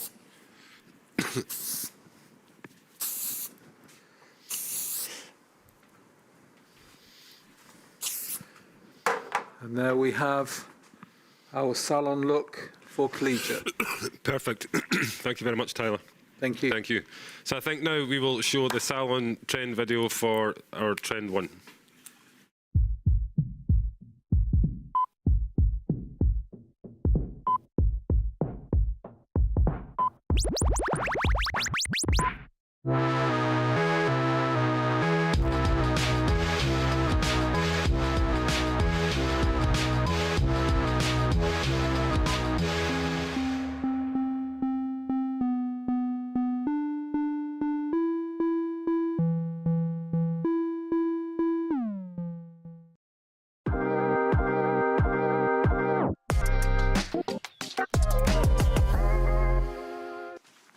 So our first trend, collegiate, with our wonderful guests.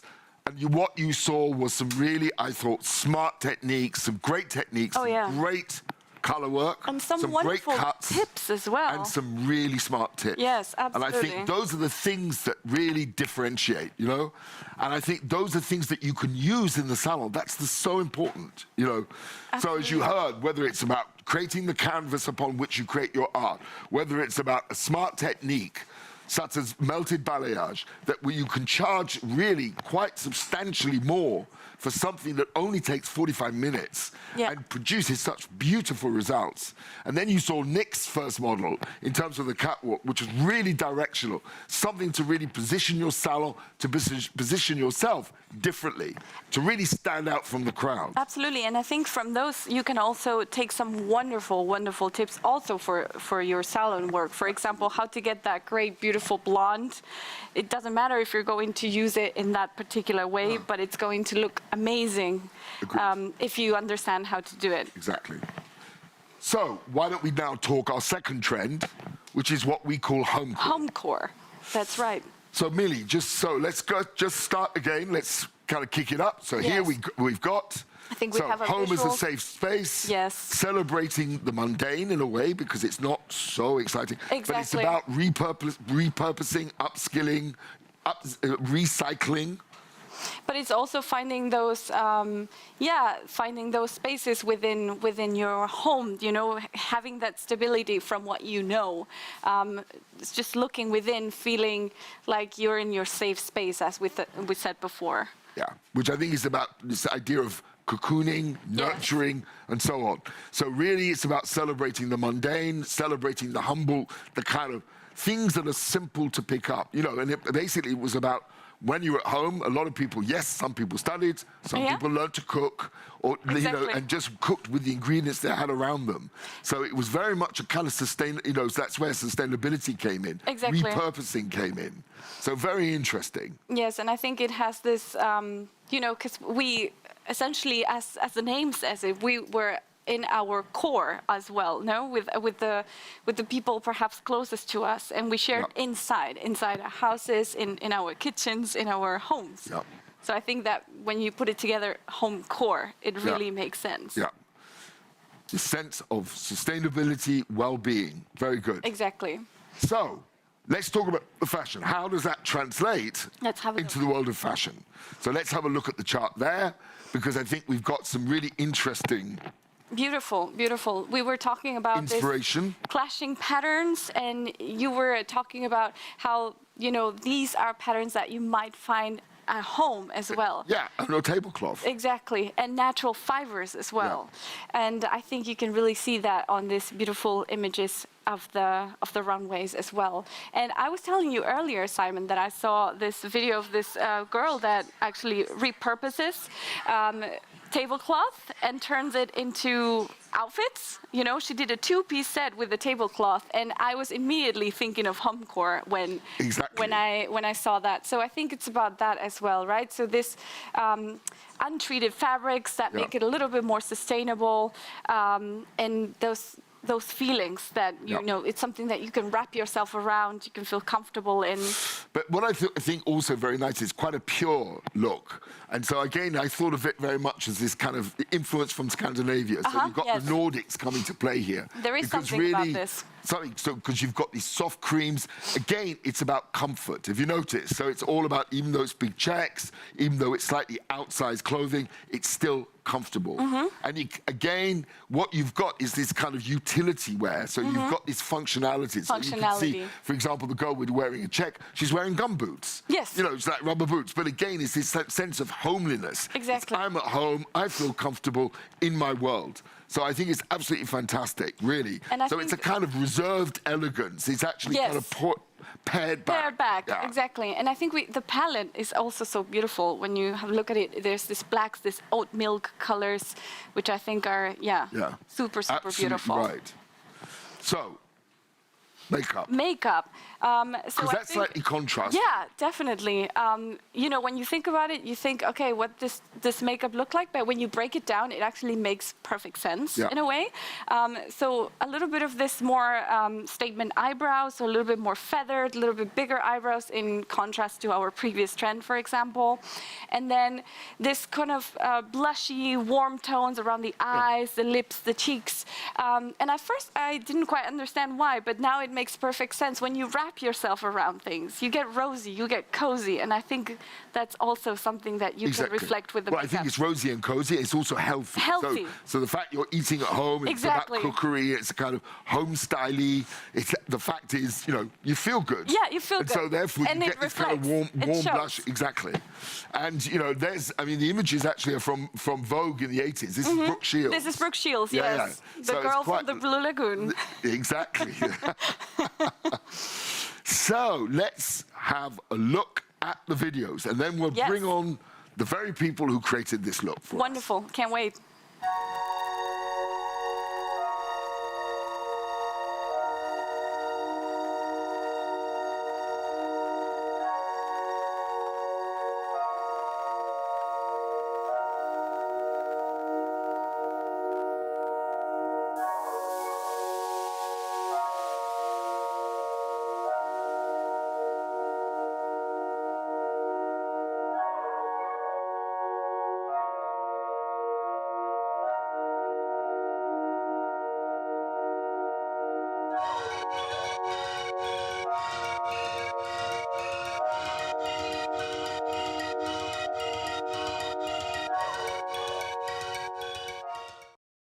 So let's welcome back the wonderful Leslie, the incomparable Tyler, to basically who created Let's Talk Homecore. The Dream Team is And the here. Dream Team. So let's talk about the catwalk look in relation to this, okay?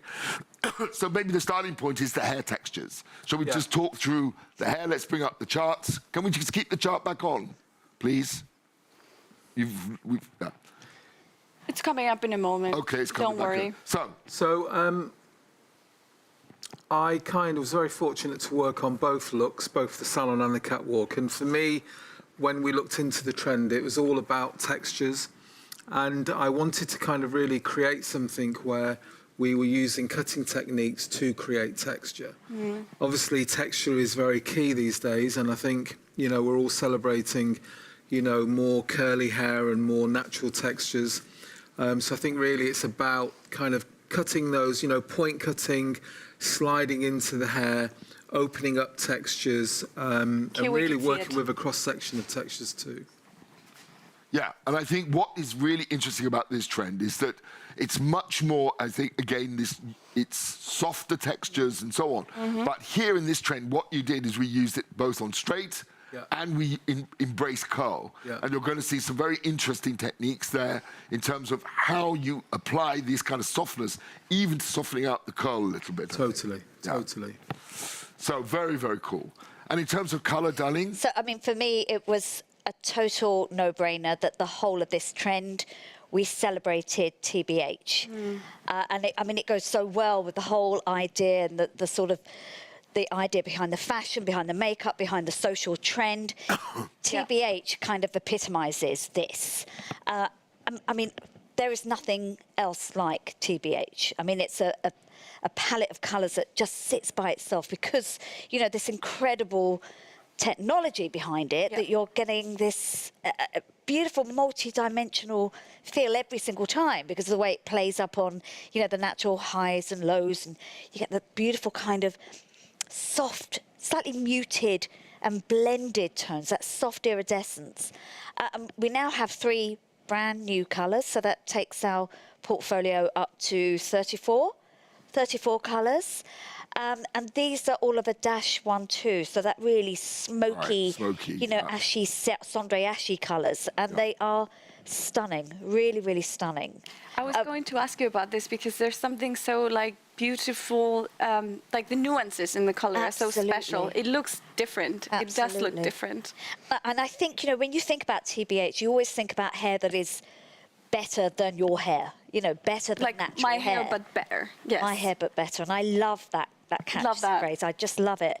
And I think what Tyler and I really wanted to achieve with this look is this idea that you could use these very soft, muted, blended colours and still do it in a very kind of stronger, more dynamic way. And I think playing with this incredible rounded fringe that Tyler created and working with that and kind of creating these kind of elongated triangles working across the head. And also, you know, I know a lot of us love to use TBH as a toner over pre-waxed hair. And I just think that's a really exciting kind of fresh way to use, you know, to use TBH. And it's about, you know, not having to go to a 9.5 series. And you can definitely just go with an 8 or a 9 series. I mean, what's amazing is, you know, if you look at the packaging now, you know, you have more goodies in it. You have, you know, more a better macadamia oil, argan oil, all these really gorgeous goodies, and it's 100% vegan. Yeah. I mean, that's PETA approved. So cool. So cool. The fact that it's globally recognised as PETA approved is, I think, really, really cool for Schwarzkopf. You know, it's 0%. You know, the PPD and, you know, etc. I just think it's an incredible line of colours. Well, it's modern colour, isn't it? It's, And when you look it's at a modern finish. It's a very, very modern finish. It's the finish. most natural-looking colour. And actually, a little bit later on in the show, we'll show everybody a video that Tyler and I produced, or when we did the hair. Tyler did the hair just after the shoot. We shot 3 models. Yeah, because we spent an extra day at the end of Essential Looks. That's right. Shoot, you know, actually doing the colours. Doing the colours. And I think that's really interesting that TBH have put together a presentation of 3 new services. You have the sombre, which you're going to see Ayan in a moment, and then we have a dual application, and then we did a beautiful enhancing, you know, pastel. There they are. There they are. So, there they go. So the pastel enhancing dimensional look. So I think it's a really cool that you're really covering every kind of service that we look after in the salon. So beautiful, absolutely beautiful. I think what's for me, for this particular look, for the catwalk, is surprisingly how strong the colour looks, the contrast. Because you are so used to it being muted. I was really like, wow. You know, that whole panel that you put through the sides, really good. So, why don't you go and show us how you did it? Perfect. In Ross's education zone. Okay. Thank you, Leslie. So I think before we get started, maybe if we could see the before and after, then it just gives you a bit of an insight into how the look came about. And then Leslie will talk you through the section Shall I show the and stuff like that. finished? Can we see the before and after, guys? Sorry. Oh, there it is. There. Yeah. Aha, there we Perfect. go. Yeah, beautiful, beautiful. I love this colour. Yep. I love it. So I thought what I would do with this look is to show you how I approached the technique and how I sectioned it off, because I really wanted to make it clear that colour 1, the darkest colour. In fact, can we have, while I'm saying that, can we have the head sheets up? Yep, so we can put the head sheets up so Leslie can... Thank you. Thank you. So that darkest colour is on the roots all the way through. So that's another way of kind of anchoring and making sure that everything blends together, even when you've got these big pre-lightened triangles. So back to our close-up camera, thank you. Thank you. Thanks. So what I did was, I'm sure that you know, I'm always very, very passionate about, you know, this is a technique that you can make your own totally. The only thing I say is I never ever say, let's go 5 centimetres up and 45 degree and then back on an 80 degree. I never do that because all our head shapes are different and all our settings on our face are different.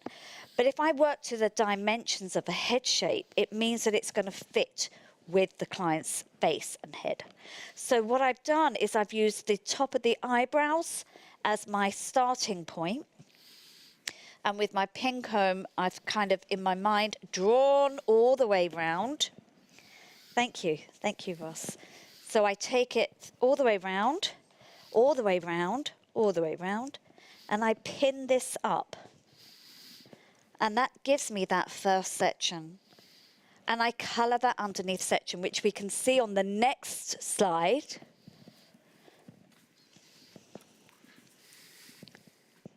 Perfect. There we go. Then what I want to do is carry on with colour 1. I'm going to take, we look at the close-up picture here, close-up camera. Close-up, yeah, thank you. And you can see that that is just slightly asymmetric. All these triangles are very asymmetric. So this large, slightly asymmetric, it's not in the middle, there's the middle, slightly to one side. That joins the underneath, that becomes our darkest colour. Then I'm left with the top section. This section at the front is part of that gorgeous rounded fringe Tyler created.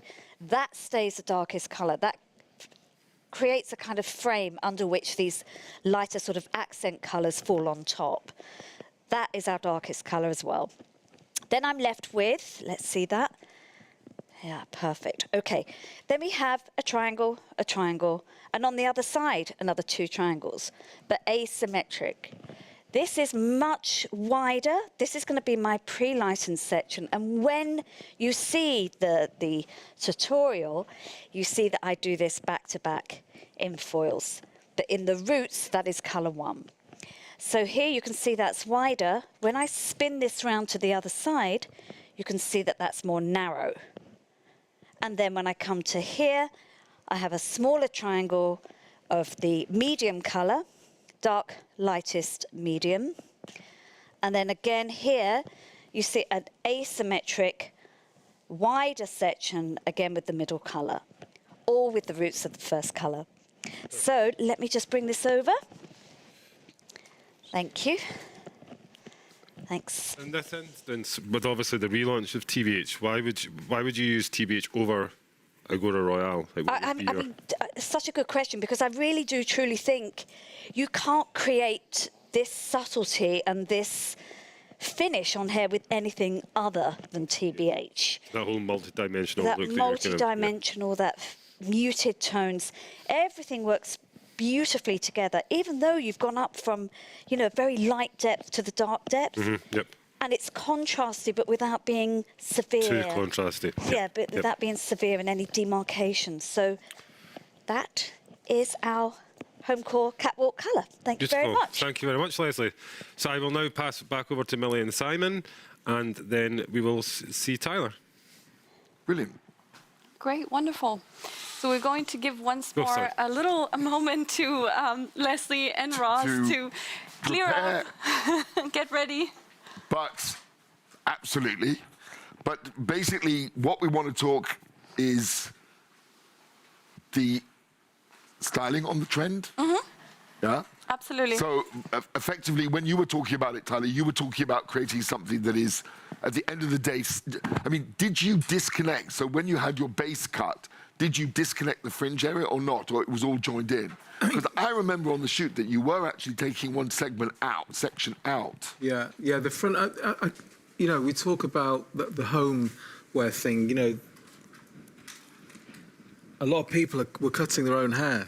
You know, for me, you know, I suppose I draw inspiration from those places. I'm not the sort of hairdresser that looks at hair magazines or anything. You know, and to me that was quite an inspiring thing where people are sort of cutting their own fringes and that homemade thing. So so I wanted to kind of find something that was a little bit more broken and a little bit more disconnected. So the fringe section is kind of rounded and then it disconnects to the sides and then it's sort of a bit more freehand. So on that basis, why don't you go and demonstrate it? Let's have a look at it.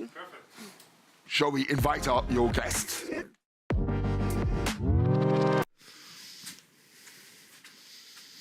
Perfect. Welcome, Tyler. As I think, as we just said for this look, we're going to connect that fringe and just do something a bit different. Yep. I only have 5 minutes to cut a fringe, so... 5.5. 5.5. So first of all, I'll just show you the haircut itself. Is I cut a kind of rounded shape on the baseline. I worked on a very flat kind of layer through step by step. Oh yeah. There we go. It's kind of working on a flat layer at 45 through the back. Everything's over-directed back to retain all that length through the front. And then, again, everything's sort of point cut.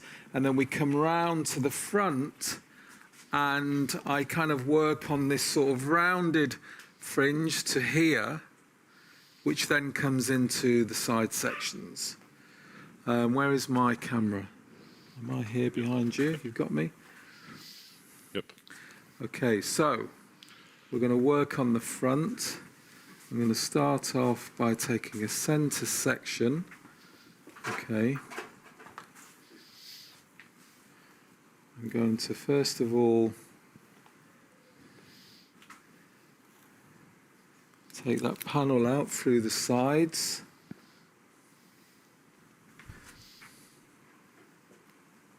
Work into the temples.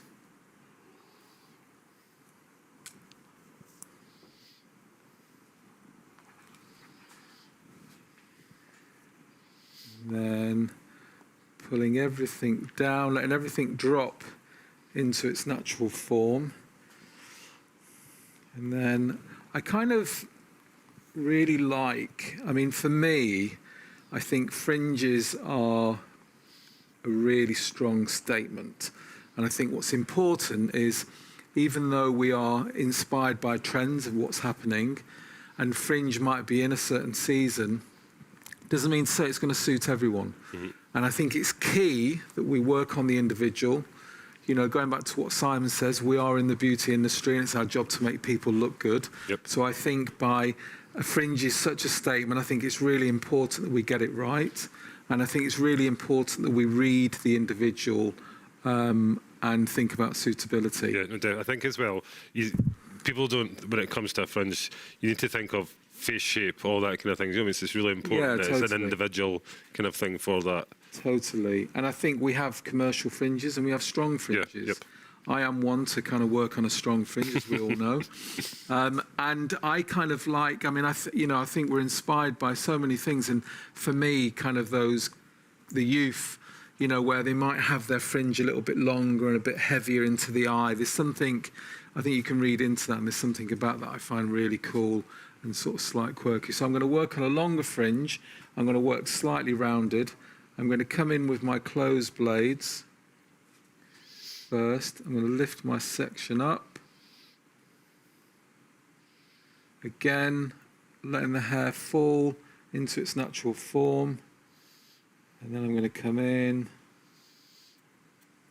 Using the points of your blade. And just with the points of my blade,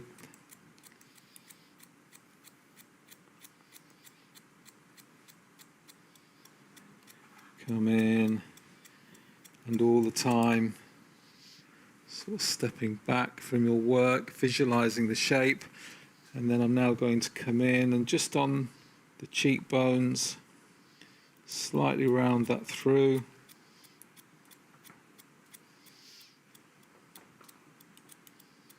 Again, kind of crafting your fringe and then working onto the sides. Again, can you see this? Yep. We can, okay.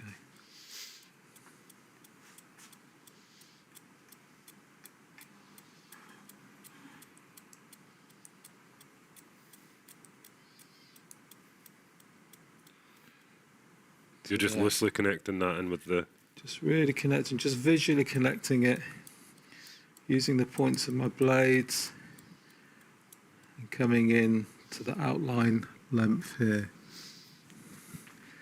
And again, coming through the second side, again.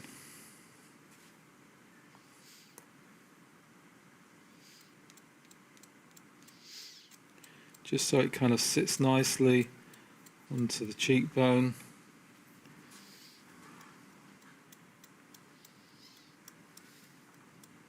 To there.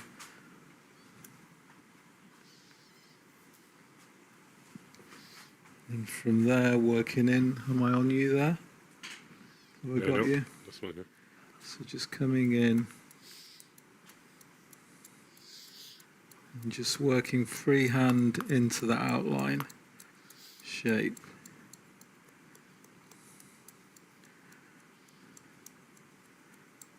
Stepping back to check your shape.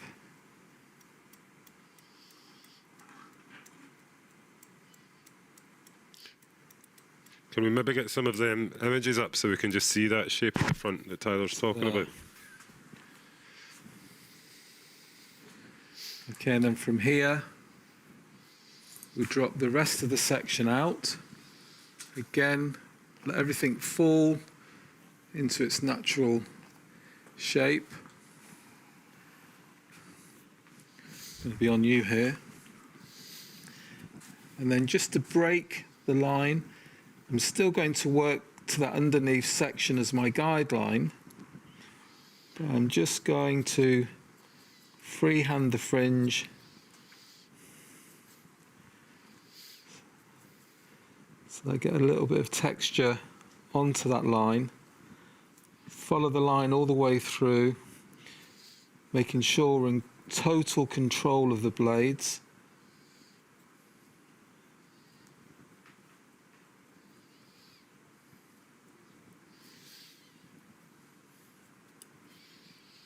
So you just get this sort of broken line underneath that sort of line. Can we see that? And then again, following through to the other side. Again, total control. Just kind of sliding through the hair.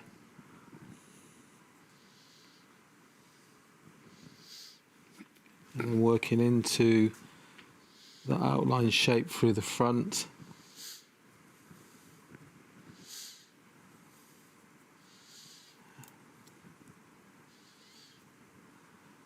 So you kind of get this overlay. Yeah, so it's really interesting. So you have this structure underneath, but then you have that kind of like disconnection. Kind of like this sort of veil that just drops over, and what you're doing is you're edging out that kind of stronger line on the underneath, just to kind of give a little bit more movement. And then again, come in. And just point cut. And again, it's really about creating texture within the haircut. So even though we're working freehand, there's still structure, and you're still totally aware of the texture that you're working on. Yep, that's looking good.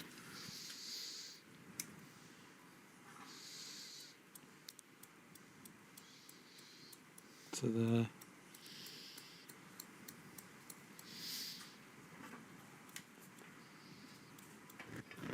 To there.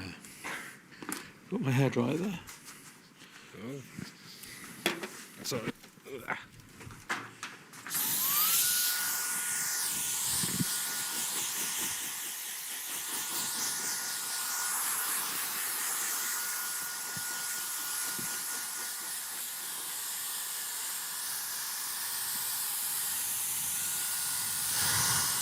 And then obviously because you've over-directed everything back to retain all that length, you get this really nice kind of fluid shape. Just gonna work some of the powder into the hair, just to give a little bit of texture.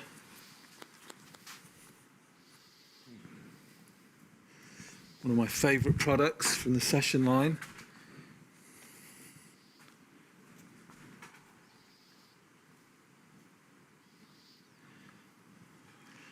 And there, to me, is a kind of real sort of cutting technique. You can see by the way we're cutting hair, the kind of look and feel of the hair that you get. Where are we with that spray?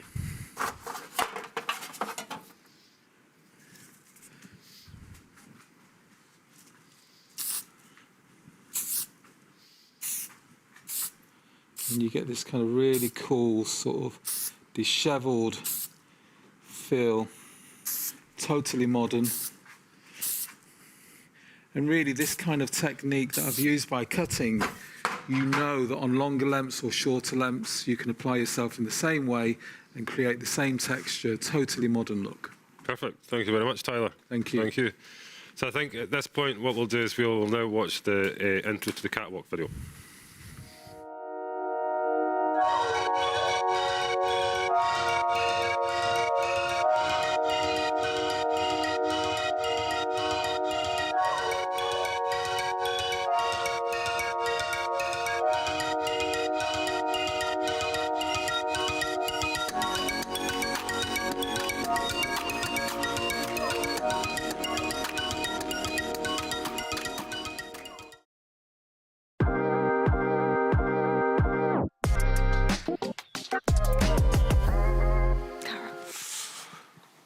Well done.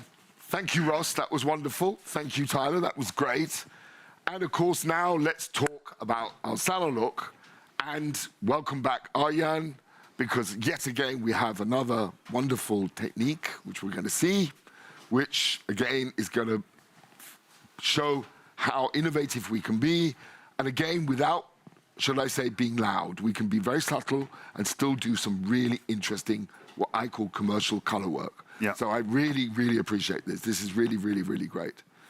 So maybe just talk through your salon look, Tyler, first of all, because now we're talking about Madhu, or our model Madhu, and the color that we found on her. Sorry, the curl that we have, the natural curl. And I know we'll come on and explain the levels of curl that you can have a little bit later on. Yeah. But maybe we'll just start by you just talking through the kind of vision that you had for what you wanted to achieve. Yeah.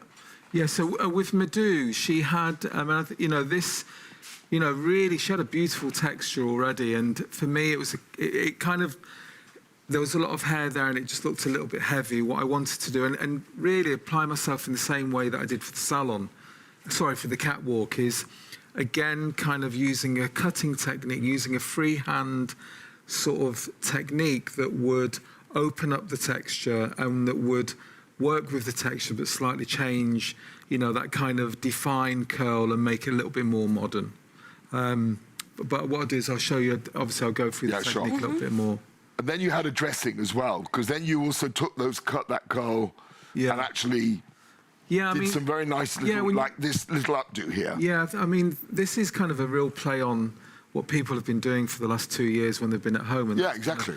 Throwing, we talk about homemade haircuts, homemade fringes that people are doing.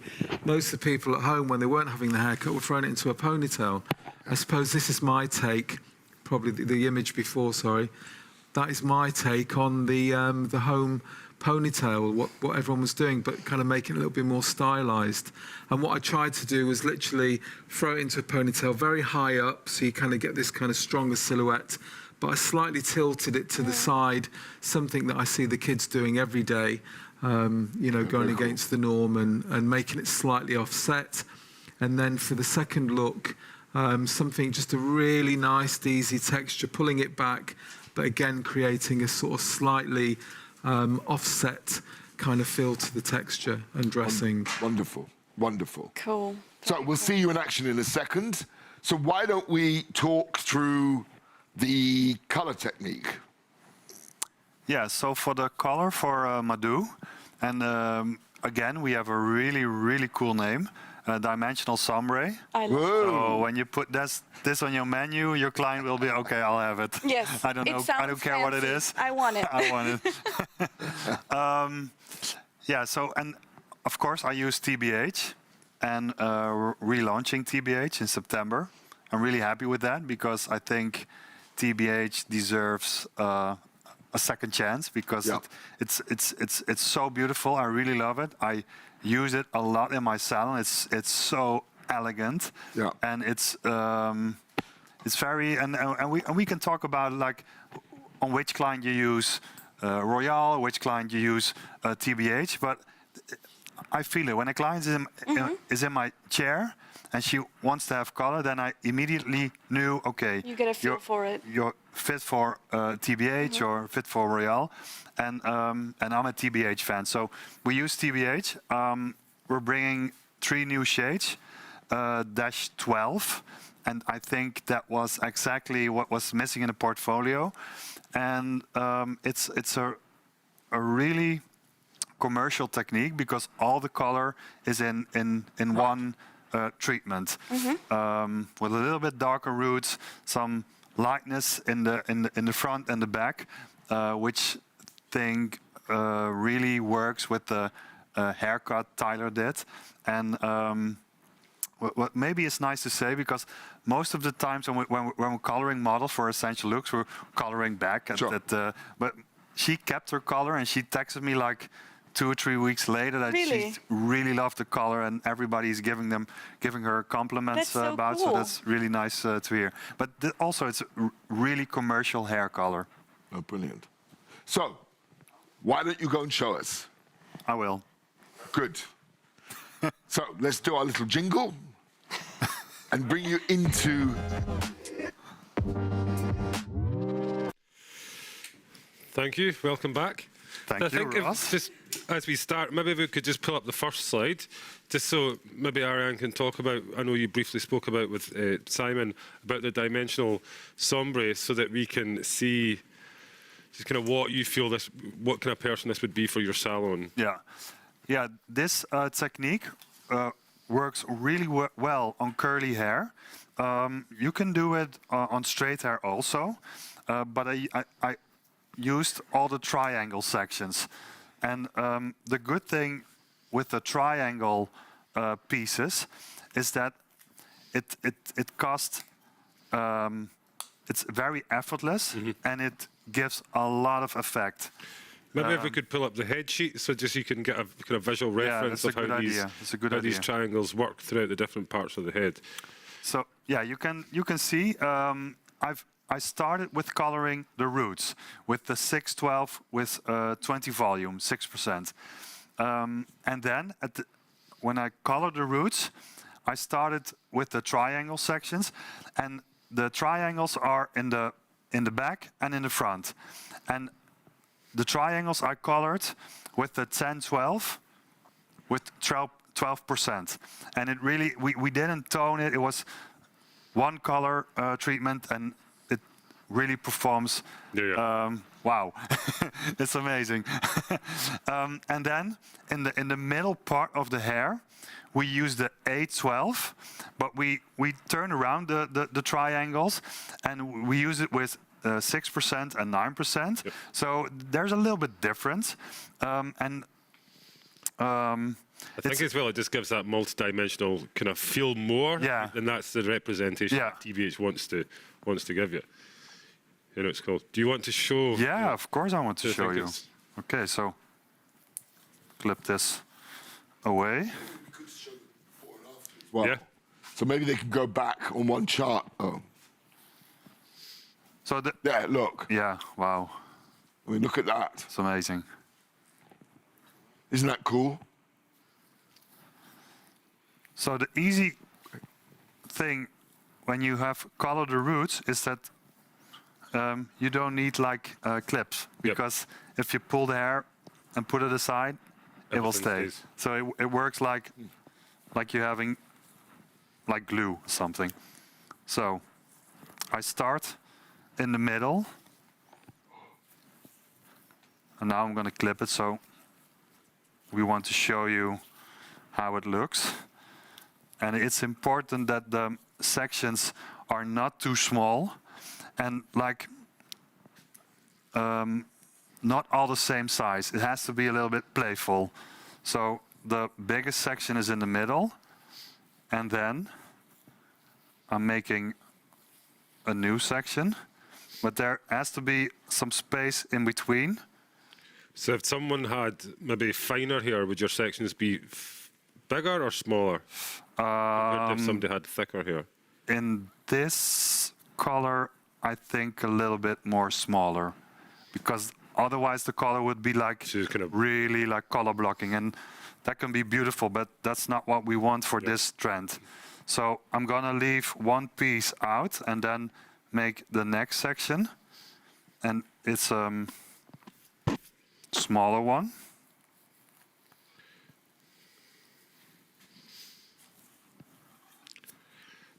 So I'm gonna clip it, and this one we're gonna pull it a bit up.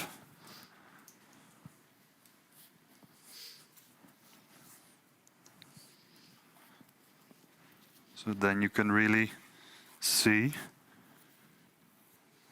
how you color it.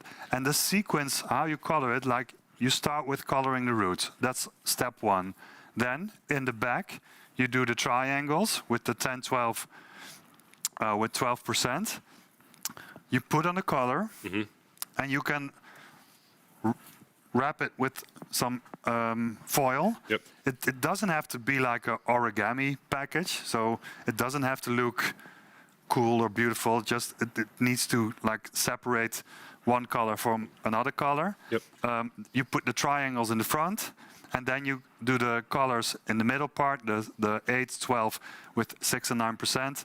You can do this color in 30 minutes, and it will give like a maximum result. Just a quick salon, but we're Really commercial, yeah. I think if you look at the last image here, you can really see the kind of different, them lighter tones through the front of the hairline and all that. Yeah, you saw it when Tyler did the updo. Yep. Then the color is in a different way, and like in all the ways you style the hair, every time the color will appear a little bit different, and that's I think is really nice. Perfect. Thank you very much, Aaron. Thank you, Ross. Thank you very much. So I will now hand back to Millie and Simon, and then I will get ready for Tyler. Thank you. So, Cool, that was that was cool. I love Dimensional sombre. Yes. So I think the thing to remember is always that with these wonderful names, so I think you've got to create sexy names. Oh, Things certainly. that sound enticing, engaging for clients. I know, I did. I sometimes think we're not good enough. We still need to be stronger and better with it. Okay. Because I think sometimes you need to have things that kind of make people dream, you know, whether it's kind of, I don't know, autumnal sunset or golden sunset, you know, and people go, wow, I want like a bit where of you're golden going sunset. with the Yeah, sunset. with these, well, you know, this kind of idea. So, but I think absolutely you need to be able to have really cool sounding names for your services. And then of course, so first comes the service, then comes the technique, and then of course you have to introduce the product. Because the product, and this is why in Essential Looks, we always link our latest product innovations to the techniques and to the service that we're doing. We hook it all together. Why? Because at the end of the day, if we're teaching it and selling it, obviously if you like it, you're going to want to take the full package. And that's the whole idea. And that's how we need to sell it to our clients going forwards. And we bring the expertise back to the hairdresser. And we bring the expertise back to the hairdresser. So it's really, really important that we always create the right product with the right service and so on. And by the way, when you're talking about services, sometimes you don't need to have a single product. You can have a range of products. So you could talk about a color product and a care product together that is part of the service. So, or a care and a styling. It doesn't necessarily have to be a single item. So, without further ado, We're ready. Let me hand back to Ross.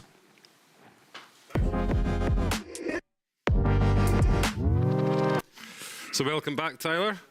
I think one of the points about this one, I think you briefly spoke about earlier, was the kind of way this was all also cut dry. Yeah. How it was cut, why Yeah. you've kind of chose to do it that way, and then as well, just talking about different textures of curl. Yeah. You know, what I mean, something. So maybe if we pull up the step by step, so it's just on the screen. So when Tyler's talking about how he. First of all, with Madhu's hair, her hair was a real. I mean, her hair was a natural texture. It was kind of like a 3B, 3C kind of texture. When I say that, I mean I'll. In fact, if you can bring up the next chart first. Sorry, no, the keep texture going. one. There. The texture one, hair types. No. Okay, so Madhu's hair was kind of like a 3B or 3C, and this is kind of like a standard kind of chart on different levels of texture. If you look back at what we did for, I think, Wanderlust on the last collection with Cara was veering on more to like a 4B. Yep. That was a lot tighter texture, you know, like a sort of natural kind of contrasting texture. This was a lot looser with Madhu's. And what I wanted to do first of all was I blow dried the hair. I used the mousse from the Session Label range. I applied the mousse into the hair and just literally diffused it a little bit, not over drying it. And then I literally just kind of got a hairdryer in to open up the texture. And then I worked very visual. Madhu's hair to start with was a little bit kind of square. It was a little bit heavy at the bottom. And what I wanted to do was kind of retain that kind of femininity to it and create more of a rounded shape.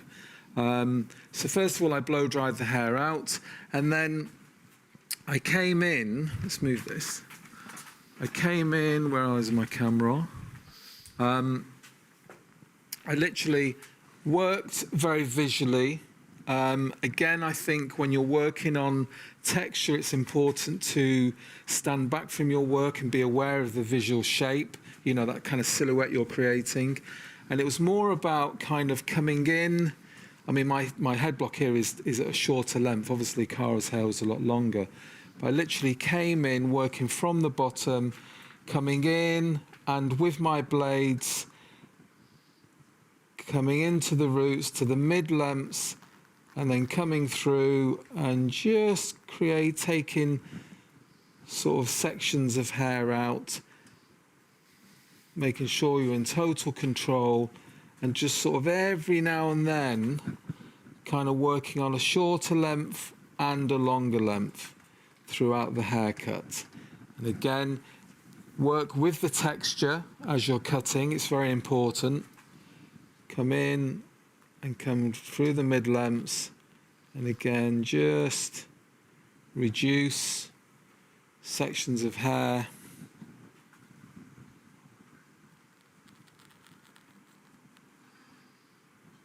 So here again, work with the texture, so visually you can see the shape you're creating. Working to the front. And really what you're doing is you're opening up the shape. So you're taking something that's kind of sort of very heavy, and by breaking it up, you kind of get this sort of very sort of slightly disheveled feel. But I think what's important is that you can start to read the hair, that you know by coming in and cutting the hair and only reducing a little bit of the length or weight, that you're not taking too much out. Yep. I think that's very, very important. And then work around. And I think we briefly spoke earlier about it. Would you always cut, for example, you might cut the length and stuff wet, but would you always internally and just Yeah, I mean, cut it dry? I mean, I don't work in a salon anymore. I think, you know, a very classic thing to do when you're in the salon is to shampoo the hair, work with your comb and your scissors, cut your line in, Yep. work your layers and cut that way. I don't think there's anything wrong with taking this approach. I would, if I had a client, I would apply myself in this way. Yeah. I tend to work, even though I'm a very kind of structured haircutter, even though I work, you know, on attention to detail and everything is kind of formulated and all of that, Yep. I am also very visual. Yep. So when I'm working with texture, I tend to take more of a visual approach. Yep. Also because it suits the hair and Yep. it suits, you know, the overall look. Yeah, no, definitely. So then kind of coming in, and then with that, once we've cut into the hair,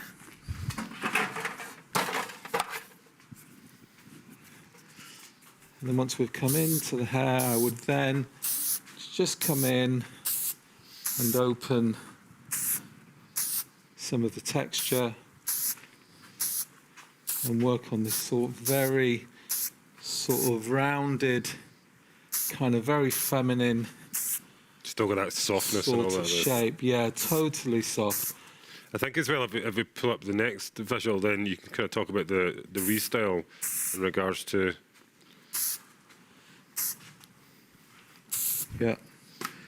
And there we go. Yeah, this one here. And then obviously with the ponytail, I mean, literally I just pulled all the hair up into a ponytail, slightly offset, literally bound it with elastic at the roots, or you could get a band and then literally just pull all that texture out. So it's kind of, you've kind of got that stronger silhouette.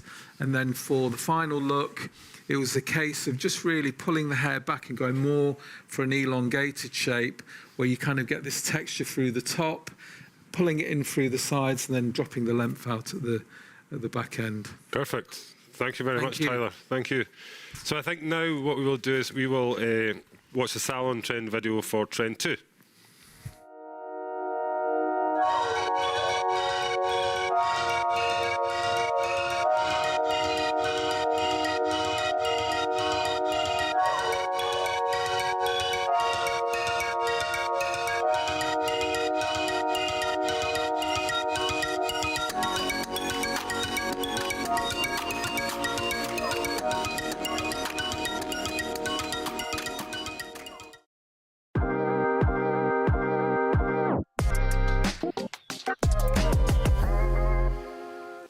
I love that jingle by now. I'm dancing to it already. Yeah, it's called a stinger, I think it is, or something. The Anyway. stinger.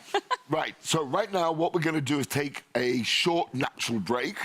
So we've got a 5-minute break where you guys can just go and make yourself a cup, get yourself a drink, grab yourself whatever you need to do. Quite early in some countries. It's maybe quite a early little in some coffee. countries, a little coffee, a little, you know. And then what we will then do is also, after the 5-minute break, we'll enter into showing you the TBH mood video that we created, where Tyler and I did, with Leslie, we did the photo shoot together. And it's beautiful, And so so have a it'll look. just give you a feel for the Yeah. product brand and why it is so special and so premium. So, see you in 8 minutes.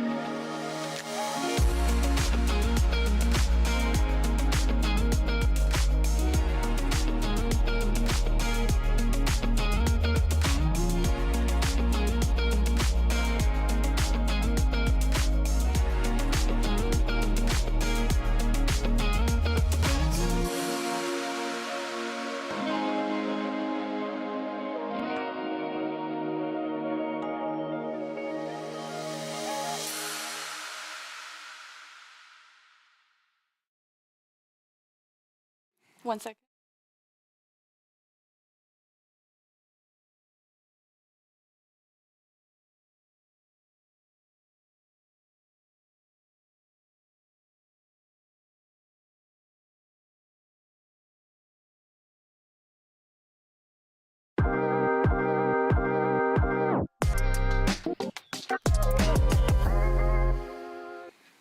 So, welcome back. I hope you managed to get something during that short break.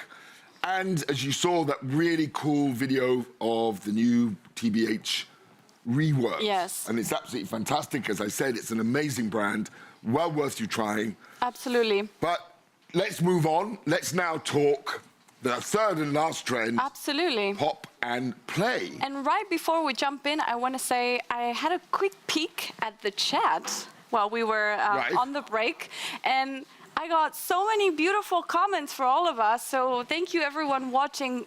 We love you. We love that you're on the other side. Thanks for all the beautiful comments.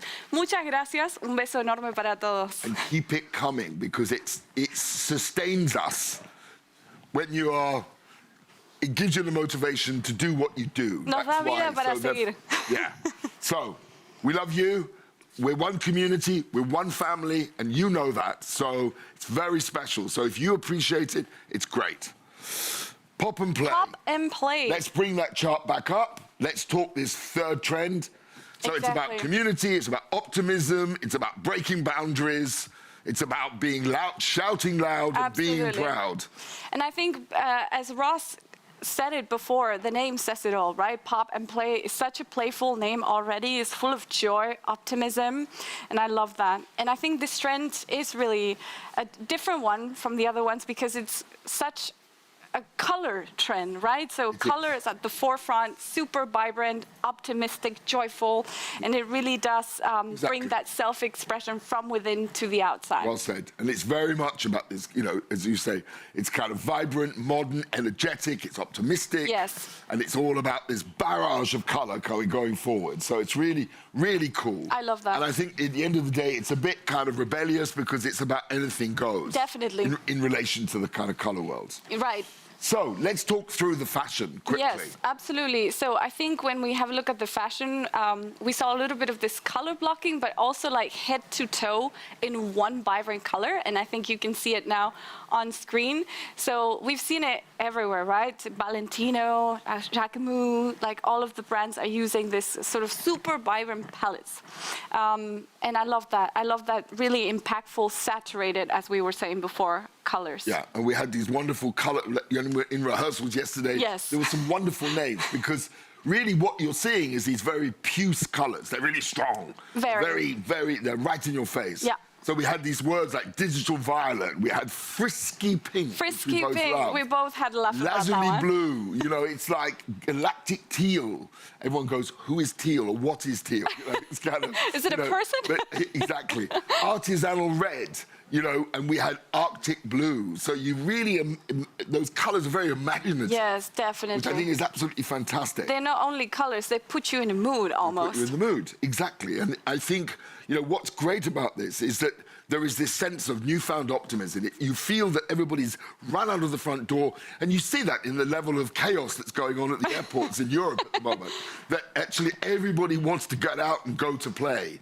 You know, so we're traveling again, we're going out, we're going to bars, we're going to clubs, we're going to restaurants. Yes, and I think life is back to normal. We it's want a to throw reaffirmation. everything we had waiting for us in the closet, right? Exactly. And everybody I want to put everything I didn't put on before. Yeah.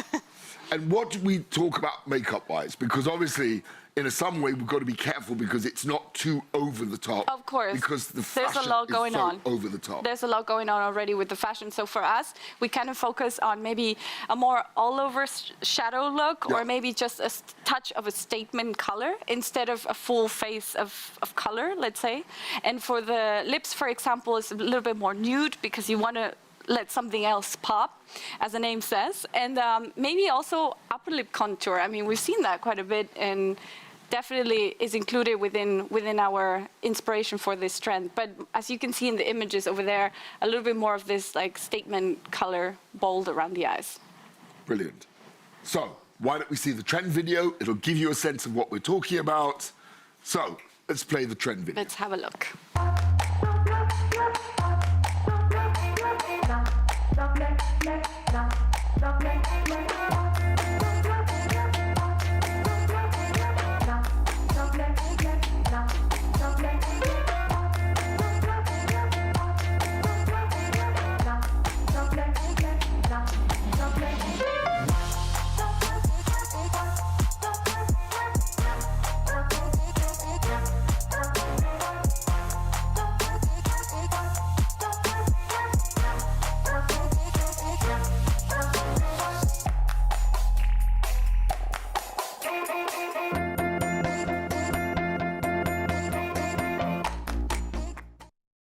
Brilliant. I said it before and I'll say it again. This is my favorite trend. It's your favorite Yeah, trend? this is it. Right, perfect. Welcome back, Leslie. Welcome back, Nick, the instigators. And I think really the one word we were talking about here was mullet, in terms of cut. And some of you will remember the mullet. Modern mullet. Modern mullet. And I always say, what is the mullet? It is business at the front, party at the back. That was how it was always, so you could turn, you know.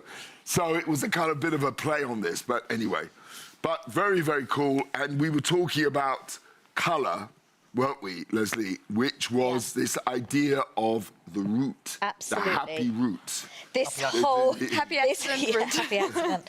This whole look is all about that root. It's all about that 1 centimetre, then dragging it through on the crown and the top.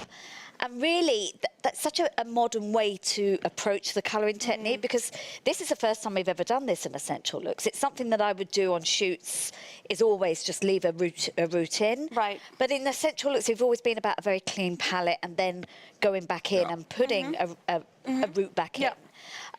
Which is a beautiful, fantastic. It's a big skill, and it's a gorgeous technique. But you get more of a kind of smudged root.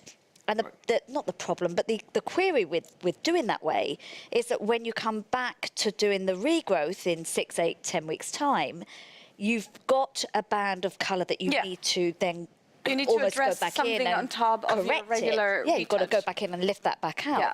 Whereas this way, you've got that regrowth. And it's about that regrowth that makes it that really kind of modern feel. And it's about, I mean, we had this, I love this term, this happy accident. We don't want it to look too polished, and that's why we went in with the root. So why don't you talk, these are the visuals coming up, so why don't we just quickly talk through the catwalk look? Yeah, I mean, for me, this particular haircut, and I think, again, we said this earlier about being excited about things we've seen before, and you know the mullet was very much an 80s haircut, you know, very short at the front, and it was very exaggerated in them days. This is a more refined, kind of polished mullet. I think it's a more high-end kind of feel to it, and we were seeing a lot of girls on the runways and in campaigns, a lot of models that were cutting their hair off, but not going super short, still keeping it at a length that could be moved and manipulated into different ways of working. So it's not completely cropped. Funny enough, Millie's supporting it. I mean, her hair's grown out from a short haircut. Yeah. If we have a quick look at Millie on the screen, her hair is totally rocking out I love the modern the same movement hair myself. colour as We were anyway, talking maybe about it once. earlier. Oh, there you go. Can we pull out a bit more so you can see? There she There we is. are. Look. There you have So you it. can see he's almost got that short thing at the front and slightly longer towards the back. But the point I'm trying to make is that these looks still feel modern. They don't feel sort of as retro as what we're saying when we say the word mullet. There you have it side to side on the screen. And there's an awkwardness about it. The texture, Simon talked about this earlier, I think it's absolutely brilliant. You know, that in lockdown we learnt a lot, and we thought it was cool to sort of the hair to be a bit slept on or a little bit of an awkwardness. And that then, as a session stylist for me, gives me ideas to do behind the camera or you know, for a campaign or whatever. So that's really where a lot of that stuff comes from. All those little finer details is what comes through in this particular trend. And when you styled my hair earlier today, because you did me the favor of giving me this wonderful texture. The happy accident. I saw some of this reflected back in some of your styling tips and tricks, and it's fabulous because you really made it come to life in such an effortless way. We'll give you some session labeled products afterwards. Please. Use at home. Please, I don't have any. So why don't we now focus on your colour? So why don't you maybe pop off to the education zone, if Ross will invite you, and you can show us your happy accident. Pop off and play. Okay, I love it. I love it. Perfect. Welcome back, Leslie. Thank you very much, Ross. Thank you. So I think before we get started, maybe we'll have a quick look at the before and after, just so you get a bit of an idea regarding the visual. Can you see it now? Sorry. Yes, yeah, perfect. Perfect. Cool. So do you want to just talk about what you've kind of started prepping here, Leslie? Absolutely, absolutely. So this really is all the prep on the actual Virgin application. And then we'll come through later about how I applied the Chroma ID. Because really what I've done is a Virgin application. I've approached it in the same way. I'm going to get you from the back so the close-up camera can catch that. I've approached it the way that I would approach any kind of Virgin application, where I start on the back 2 sections, the back 2 quarters, and I move up. Finest sections. Meg's hair was blacker than black and super, super thick. So I took very kind of paper fine sections and really pushed. When you watch the tutorial, you'll see that I really pushed the lightener into the hair. Had I wanted, I could have used a board underneath, a balayage board, and again, use that to kind of push the product in. And then what I've done is come up to the side. Now, most of the time, with the back-to-back on the front 2 sections, I come to the middle on either side. However, with this technique, and it's not just this technique, it's when I have very, very dark hair, I would always do this section off the middle, so that when you come to rinse each side, you've got that middle section that's not touched until it's ready. So I want to show you how we created this beautiful root area. Can we maybe go into the next picture and then we can see, Leslie? Oh, this is really good because it really is good visual to see how much hair that I've left through. Perfect. So what you can see is these foils I've done up to this last one. These are all just leaving that small 1 centimetre out. Now, when I come to the back of the ear, on the side, where I see the back of the ear and over, that's where I'm going to start dragging that root down. Now, if you stay on the close-up, I want to show you. I'm going to open this one that I did earlier. Maybe I need to push this forward. Thank you, Ross. That's great. So what you start to see is this semicircle, and that really gives you that gorgeous amount of regrowth on the top that literally looks like it's growing out naturally. So just to show you how I did that, let's put that back in. Who can really make a doll head look so amazingly lightened and so perfectly done. Thank you very much, Millie. Now you Only see, what I've used here is exactly the same that I used on Meg, and that is the Barrio Super Plus with 6%. I didn't go in with Blonde Me, although normally when you think about the blackest of hair and you're trying to pre-lighten, I would normally, nearly always, go in with Blonde Me. But the reason I didn't is I didn't want my final look to look like a kind of neon, vivid, you know, super, super bright. I wanted it to have a sense that it's kind of slightly lived in. So using the natural undertones that I'm going to get from working with a lightener that's going to give me 8 levels of lift is plenty. If I wanted really, really bright neon, then I would have lifted with Blonde Me. So what I'm going to do is I'm going to start with that straighter line, and then I'm going to come up to the sides and just visually create that semicircle. Once I've got that, so that's all horizontal, like this. And then what I'm going to do is go in vertically and just very slightly soften that edge. I don't want it like a screaming demarcation line.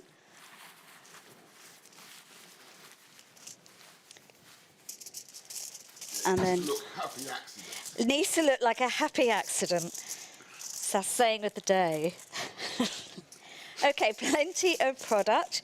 Now what I would do is just fold that up. But if you look here, I have product along there. If I fold that up, that little bit of product is going to go into this lovely area that I've left totally virgin. So what I'm going to do is just fold that up and then fold again. Now, a little tip that I have if I am working in the salon is I would normally leave those sides open. It's just a way of speeding up the technique. But for you guys, I'm going to make this look beautiful, and I'm going to close that up. Then what I would do is I'd follow that technique, just dropping those fine sections forward and letting that drag out even further. So it's always going to reach this line that's at your lookout point is the back of the ears and up. So Perfect. I think as well, when if we move on to the next slide, then we can talk about the toner that was used with the Chroma ID. Perfect. That as well, the way this was added onto the hair is a happy mistake, as Simon was saying. happy accident, Happy darling. accident. Sorry. This Can we was... can we get up the head sheet, please? Can we get up the head sheet? It's not a happy accident, or it's a happy mistake, Yeah. because it's actually very precise. Yeah, exactly.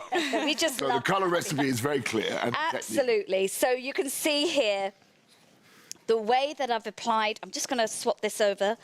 The way that I applied the chroma is I wanted to have two different versions of that orange, that kind of tangerine colour. And it's a colour that I'm really quite obsessed about with at the moment. And what I've done here is I've used exactly those same colours. One has the pink added to the yellow to create slightly more corally tangerine. And then the other one is yellow with a drop of red, and that gives you that really great kind of pure tangerine. And here you can really see that kind of, it's like a controlled, uneven way of applying colour. So you're kind of seeing that you have it in particular areas. You don't want to have just one clump of one tangerine. You really need to see that working all the way around. And I hope that you can really see that fabulous regrowth coming through. Perfect. Thank you very much. Leslie. Well done. So I will now hand back over to Millie and Simon. And as I said, thank you very much, Leslie. Thank you. Thank you, Leslie. Thank you, Ross. When it comes to, I think it's very interesting. When I look at the tangerine doll head, I'm going to go out and get it. Yeah. Sure. I'm going to steal it. Let's have a look at it a little bit closer. Because Here it comes. for me, what is also really interesting is, one, the root, the fact you get this, as you say, this natural root effect, but it's also the textures that you're getting. And I think what makes this so cool and modern is this kind of rawness of texture at the same time. And I'm intrigued on how you kind of get that. Is it part of the cutting? Could you use a razor, for example? You could do, but you get a razored effect. I always say that it's like anything. Whatever you're going to use, that's the effect you're going to. This haircut, which we're going to talk about in a second, is quite a precise haircut. It's a perpendicular layering pattern that's just working to the shape of the head. So you're releasing all the weight in the interior. Meg being Asian, hair was very straight and quite thick and strong in its texture. So I didn't want to go in and mark the hair with point cutting or over texturizing. So we followed the head and got a very quite precise kind of haircut in there. But then it's about the kind of products that we use. We actually put a lot of the mousse in the hair to swell the texture, and then that starts to make it almost feel a bit synthetic-y. Right. Okay. And then you go back in. And you can feel it on the hair. And and Tyler talked about it earlier. It's good to go back. Those products that were around in the 80s, get back into them because they'll give you that effect. There was a reason that they worked then, and you bring them up to date now. It's all about pumping and priming the hair. Absolutely. And getting it and feeling almost a bit wiggy. Wiggy, yeah, in its kind of feeling. I think, they're doll heads, but it's the same on the texture of the hair. So. Yeah. And by the way, there happen to be bloody good doll heads. They're amazing. If you ever need great doll heads, this is the Limage brand, and I have to say they are most probably some of the best doll heads we've ever worked with. So if you can see, it's got the green Limage. So there, yeah. So really, really, really cool doll heads. Cool. Well worth their money. And you can get them at all different lengths. All different lengths. So, taking your doll head, why don't you take your doll head over, go and join Ross in the Education Centre. Let's have our little jingle, our tingle, what it's called. Stinger. Stinger.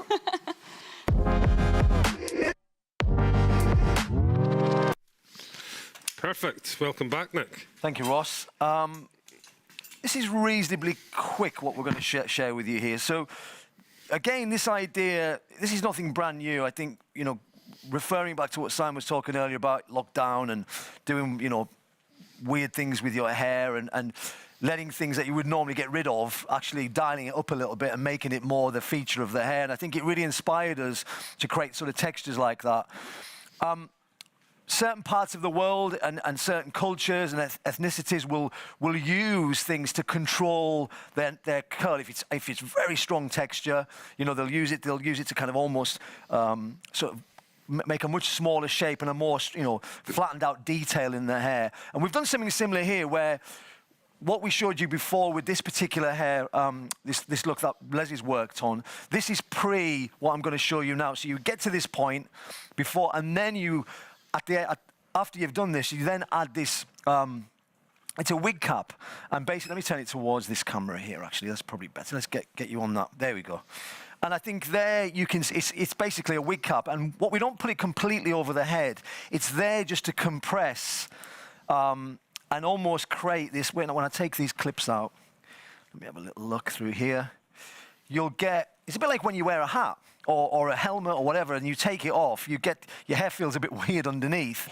But for me, trying to get a slightly more modern texture, you can't create that any other way. You could go in with an iron and buckle the hair and do different things, but you get a different effect. So that those little kind of creases and indentations and really lovely little nuances that are really great. Certainly for if we're doing something, say for an editorial, or you want the hair to just look a bit more kind of modern.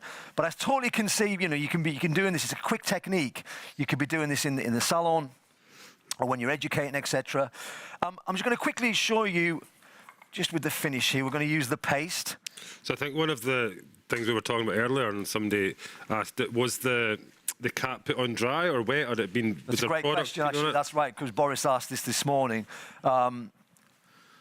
Absolutely, it goes on the hair when it's dry at that stage, because I think if you go in when it's wet, it'll be completely uncontrollable, and you've got no idea what it's going to turn out like.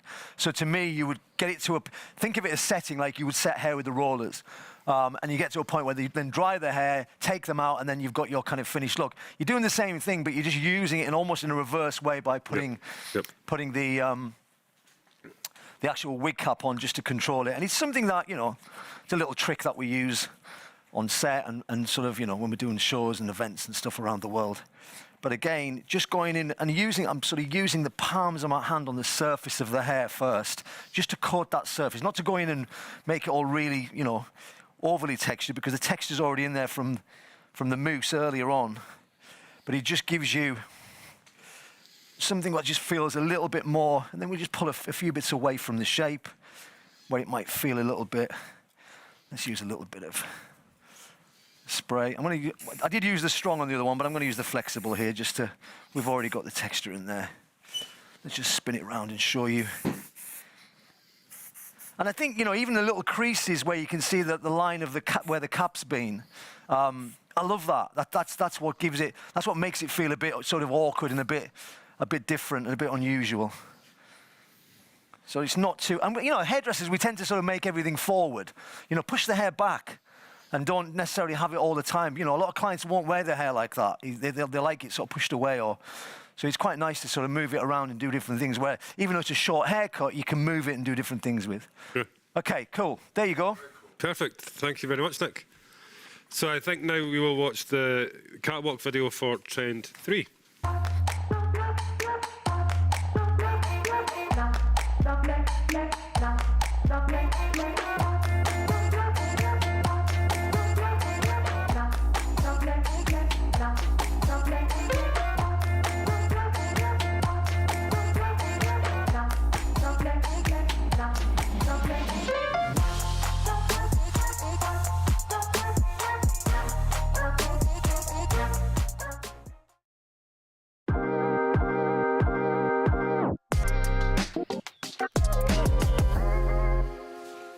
So, welcome back, Arjan, who is going to share, I think, another technique service. Yes. Sure. Great. And so we've got lots and lots to share with you. But what I'd like to ask both of them is, what is the difference? Being that the mullet is the main theme of Pop and Play, what is the difference between catwalk and the salon? What are the biggest differences? Would you say? I mean, length? for me, length, absolutely. For me, it's keeping the layers longer. I mean, the approach in the haircut in a similar way, where we're sort of working slightly shorter underneath at the front, so you get this kind of build-up of length and weight towards the back. But it's a grown-out, more transient sort of haircut that you can do lots of different things with, not as short and as powerful as what the catwalk look is. That's the difference for me. I don't know, in terms of colour. And in terms of colour? Yeah, for color, it's about the root in this trend, but this is a softer version of the catwalk look, but it has some things in common. Yeah. But it has the dark roots, and the color is in the catwalk look. It's the lines are a little bit harder, Right. and here it's a little bit more smudged, smudged into each other. I think Leslie was right when she said there's this red thread between one and the other, which is the roots, but it's approached on a different way, right? Yeah, yeah. And the name of your technique? Shadow root pop. Shadow root pop. Hashtag shadow root pop. Love that. Hashtag root pop. Love that. Shadow root pop. No, what is it? Shadow root pop. Shadow root pop. Yeah, which is very cool. So, why don't you demonstrate your shadow root pop with Ross? Ross, I will. Invite the man in. Get that jingle going. Yeah. Perfect. Welcome back. Thank you, Ross. Cool. So I think to start with, can we get up the salon service slide just so that Ariana, I think as well, listen if you can see it on this video. So I think behind the whole kind of service name is Salon Root Pop, is this something that you feel you get a lot of these in your salon? Is this something that you feel like once you put it on social media, you'll get a lot of kind of things from it? Yeah. For me, this is a very special one because, to be honest, I don't do a lot of reds in my salon. But I'm really obsessed by this one, so I'm gonna do a lot more. And the thing is, when you do reds, it can be a little bit tricky because, for instance, if we did this color and we had the same red color on the roots, it would look totally different and not in a good way. So the darker roots, and also the fact that the roots are more neutral because we used the 5-1, makes it really cool. I think as well, it's quite a fast and easy technique to kind of do. You know, once you've got the roots on, then and maintenance at home for the person as well is super easy. Super easy. Well, of course we use Vibrance. Amazing color. But for home maintenance, the client has to buy Chrome ID. I'm a big fan of Chrome ID. It's a #1 selling product in our salon. And what I think is important, I talk to my clients about the products they're gonna buy, they're gonna take back home, when I do the consultation. So I don't like it when a hairdresser or a salesperson don't talk about products and you do the whole treatment and you go to pay and then, oh, you need product. We have to talk about it when we do consultation. I say to my client, okay, you want this, I'll do my part. I create a beautiful color in the salon and you will go home and do your part. And then you do your part. Exactly. Very important. So I think as well, if we get the before and after up here, you can see the kind of difference in the tone and stuff like that as well. And this after shot is just amazing. Yeah, it looks amazing on her. So we use 3 colors. So on the roots is the 5-0 and a 5-1 with 1.9%. And then we use 2 red colors. So the 788 is a beautiful red color. And on the sides and in the back, we use it pure with the 4%. And on top, I call it like, and we talked about color blocking. So you have to see the sectioning as a little bit of color blocks, big blocks. And it's just a sequence. So color 2, color 3, color 2, color 3. Super easy. So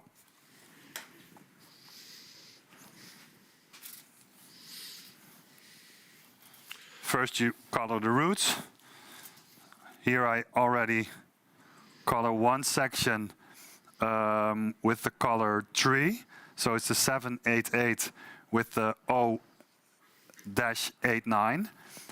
And Leslie and I, we are both a big fan of the color boosters.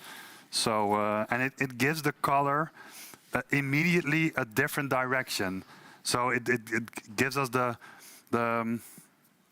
cherry. It has a little bit of purple in it. It's really nice. So the section has to be not like super precise because we do this in the salon. It's quite random kind of sizes. So here's my color 3. So now I go back with my color 2.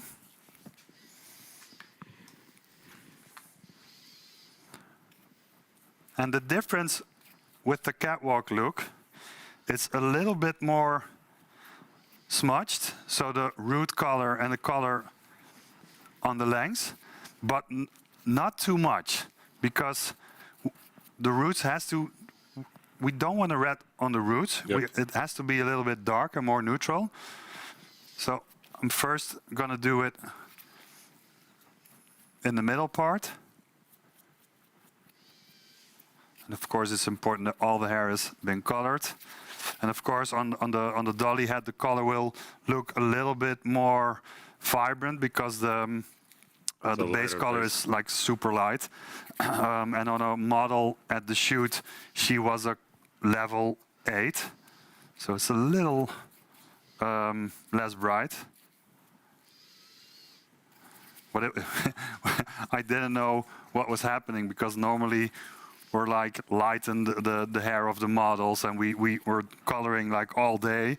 And now we used one color, vibrance. 20 minutes processing time, having a coffee, having lunch, and I was ready. I think if we can pull up the last slide so you can see the final color result with. So this looks so beautiful. And then we keep this sequence. The color 2 is in the back and the sides. And then we do the blocks. Color 3, color 2, color 3, color 2. Perfect. Voila. Thank you very much, Ariane. It's amazing. So I think now we will pass over to Leslie, who's going to talk a little bit about vibrance. Thank you. I love this look. I think the colours are so absolutely beautiful. I think we really wanted to focus red and vibrance in this trend because we could see that red is really trending on social media, whether it's the kind of bright coppers or the reds or the violets. And of course, you know, since the launch of the liquid version of Vibrance, it's literally gone from strength to strength, and it's really purely because of its versatility. Not only its viscosity, but its versatility on how you can use it and how, you know, clients can literally play in and out of trends, like this red trend. You know, now we have over 70 colours. Come September, some regions are getting a new 10 series.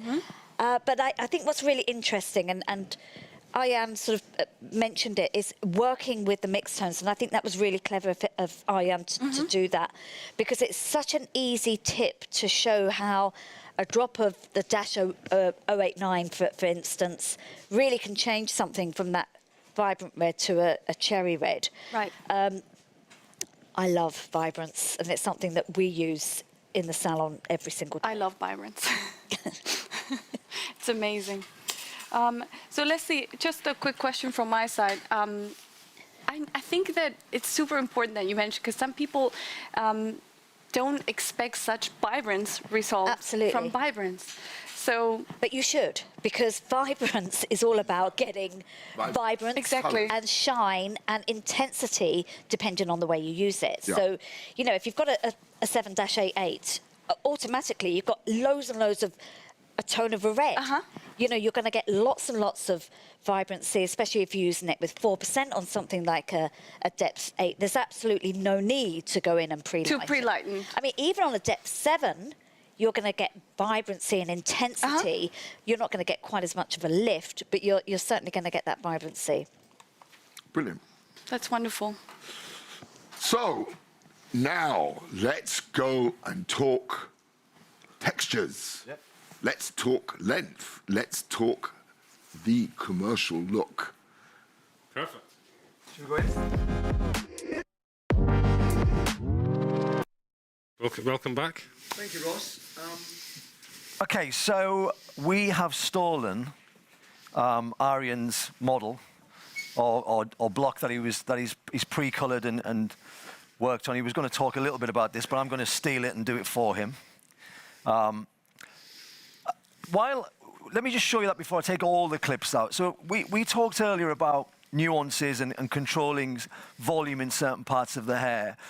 I think when we talk about salon haircuts that are commercially feasible, that doesn't mean that we make things look old-fashioned. And I use a word sometimes, I don't want to offend anybody, but we say mumsy. The hair can be a bit mumsy, and we always want everything to still feel modern and cool, but very accessible for lots of different people around the world. I totally think that this length will do that. I think it allows us to do lots of different things. The haircut technique itself was a haircut that I did many, many years ago, and a technique that we used a lot in the late 80s, early 90s, where we were growing out mullets, and they were becoming more refined, a bit softer and a bit more layered and more transient. So that's really where the sort of basis of this particular cut comes from. And the key with this cut is to start at the front. So when you take out your section through the top, rather than standing at the back and working forward, you're releasing all the weight shorter and then working a C curvature pattern that then builds up the weight in this. I'll do it on this camera, sorry. That builds up the weight in this part of the hair, so it's a slightly thicker. So the hair just becomes more. It doesn't feel as short. It's like a more of a sort of a mid-length kind of feel. The little sectioning clips that we use are once you've blow dried the hair out. And incidentally, can we pull up the? Let's pull up the visual of Sophia on the screen, the end result that we did, which everybody loves.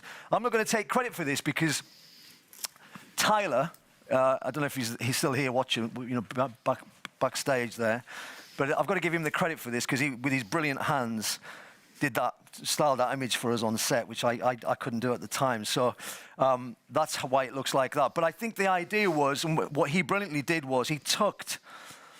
And I didn't think of it when I cut it like that. I sort of thought about just having some sort of slightly longer bits to the front. But automatically, as you tuck the hair, you get this longer version of the catwalk sort of haircut that we did, that we've just shared with you. And I think that's what's really great. I'm just going to add a little bit of the flexible spray. And again, not tons of product in the hair here. I think this is a little bit more refined. I mean, I always say that for me personally, I either use lots of products in the hair or I use very little. I think when you commit halfway through, you know, you go sort of, neither here nor there. I think the hair can then start to look a bit too sort of hairy for me. So I think it's more about just refining parts of it. So it still feels commercial. And commercial is not a bad word. It means that everybody wants to wear it. You know, we love commerciality. But yeah, it just gives you another little kind of perception of how you can take something from a very strong catwalk idea, which is exactly what Essential Looks is about, and then we build in a much softer interpretation where that kind of story feeds right all the way through between the two looks on that trend. And that's it. Perfect. Thank you very much, Nick. Thank you. Thank you. So I think now we can watch the salon video for Trend 3.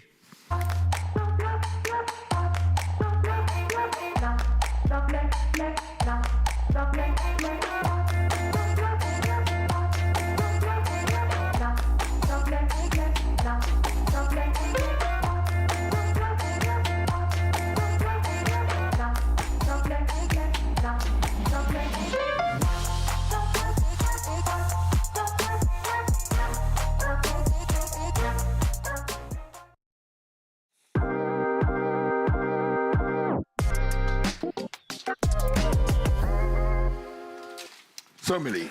Three really diverse, differentiating trends. So you saw everything. From 90s grunge through to cocooning at home, which is homecore, through to colorful pop and play. Yes. Really vibrant, energetic colors. So I think there's something there for everyone. Wouldn't you agree? Yeah, absolutely. I think there's something for everybody, whether you're a more, let's say, conservative hairdresser in the way that you use your color palette or your shapes, all the way through trying something completely different, completely new. There's something for every single one of them. And I know that the people watching really love the look, so that's super exciting. But what I was going to say to you all is remember, you don't need to directly copy.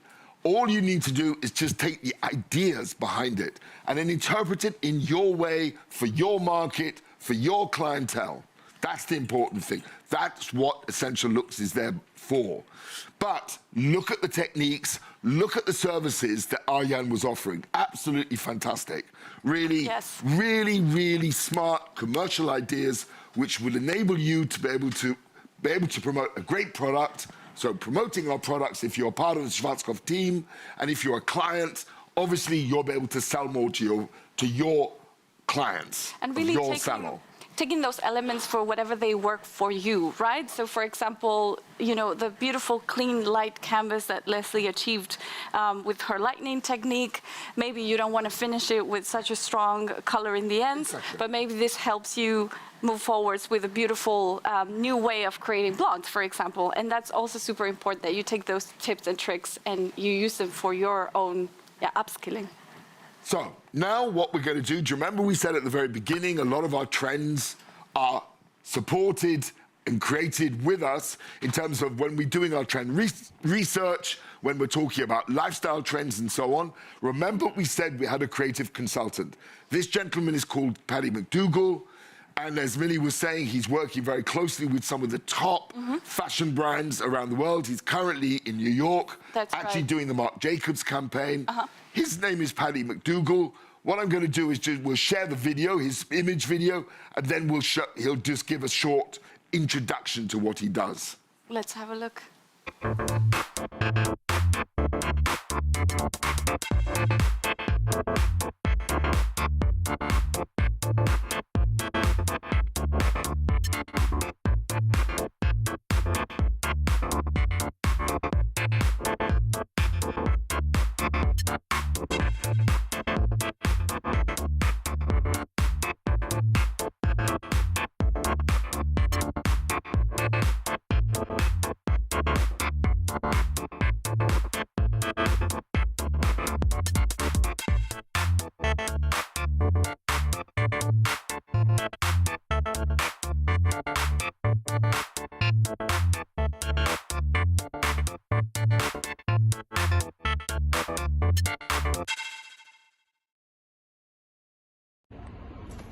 Hi guys, I'm Paddy. I'm really sorry that I can't be with you today in Hamburg. I'm currently in New York working on a big project, so I couldn't be there unfortunately. But I think that first and foremost, just want to say a big thank you. Thank you to Simon and the entire team at Schwarzkopf Professional for having me on board. It's an amazing honour for me to be part of Essential Looks. I've been working now within the hair industry for over 10 years. And Essential Looks has been a constant for me. Ever since I was a salon assistant, it's been something that I've referred to, that I've looked at, that I've learned from. So now to be part of the curation and curation of Essential Looks it's amazing. So thank you for the opportunity. In terms of what I do, personally, day to day, I work a lot within the fashion industry. I work really closely with one of the most influential hairstylists in the world, Duffy. And personally, I create the hair colour for a lot of the kind of biggest brands in the world, for their campaigns and for their shows. And through doing that, obviously, it gives me amazing exposure to that world. And I get to learn so much and get amazing insight and inspiration. And in terms of Essential Looks, it's that I'm kind of bringing to the table.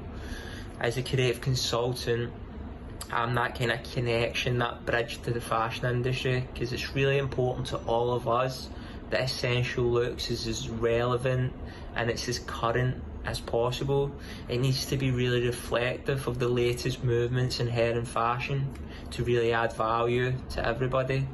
So that's what I'm kind of doing, and I think that's super important because obviously the fashion industry and what happens there, it really affects what our perception of beauty is and what we think's cool and what's not. So it's really important, I think, that we link that in with essential looks. So I'm super excited, excited for what lies ahead, for the journey.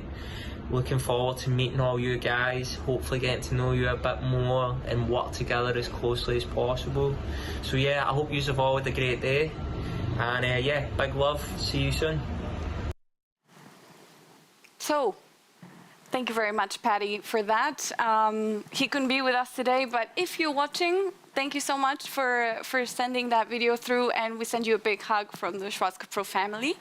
And while we were watching that great video, we invited our next guest in, and she's actually a great team member of ours. So here with us is finally Camille Lepage.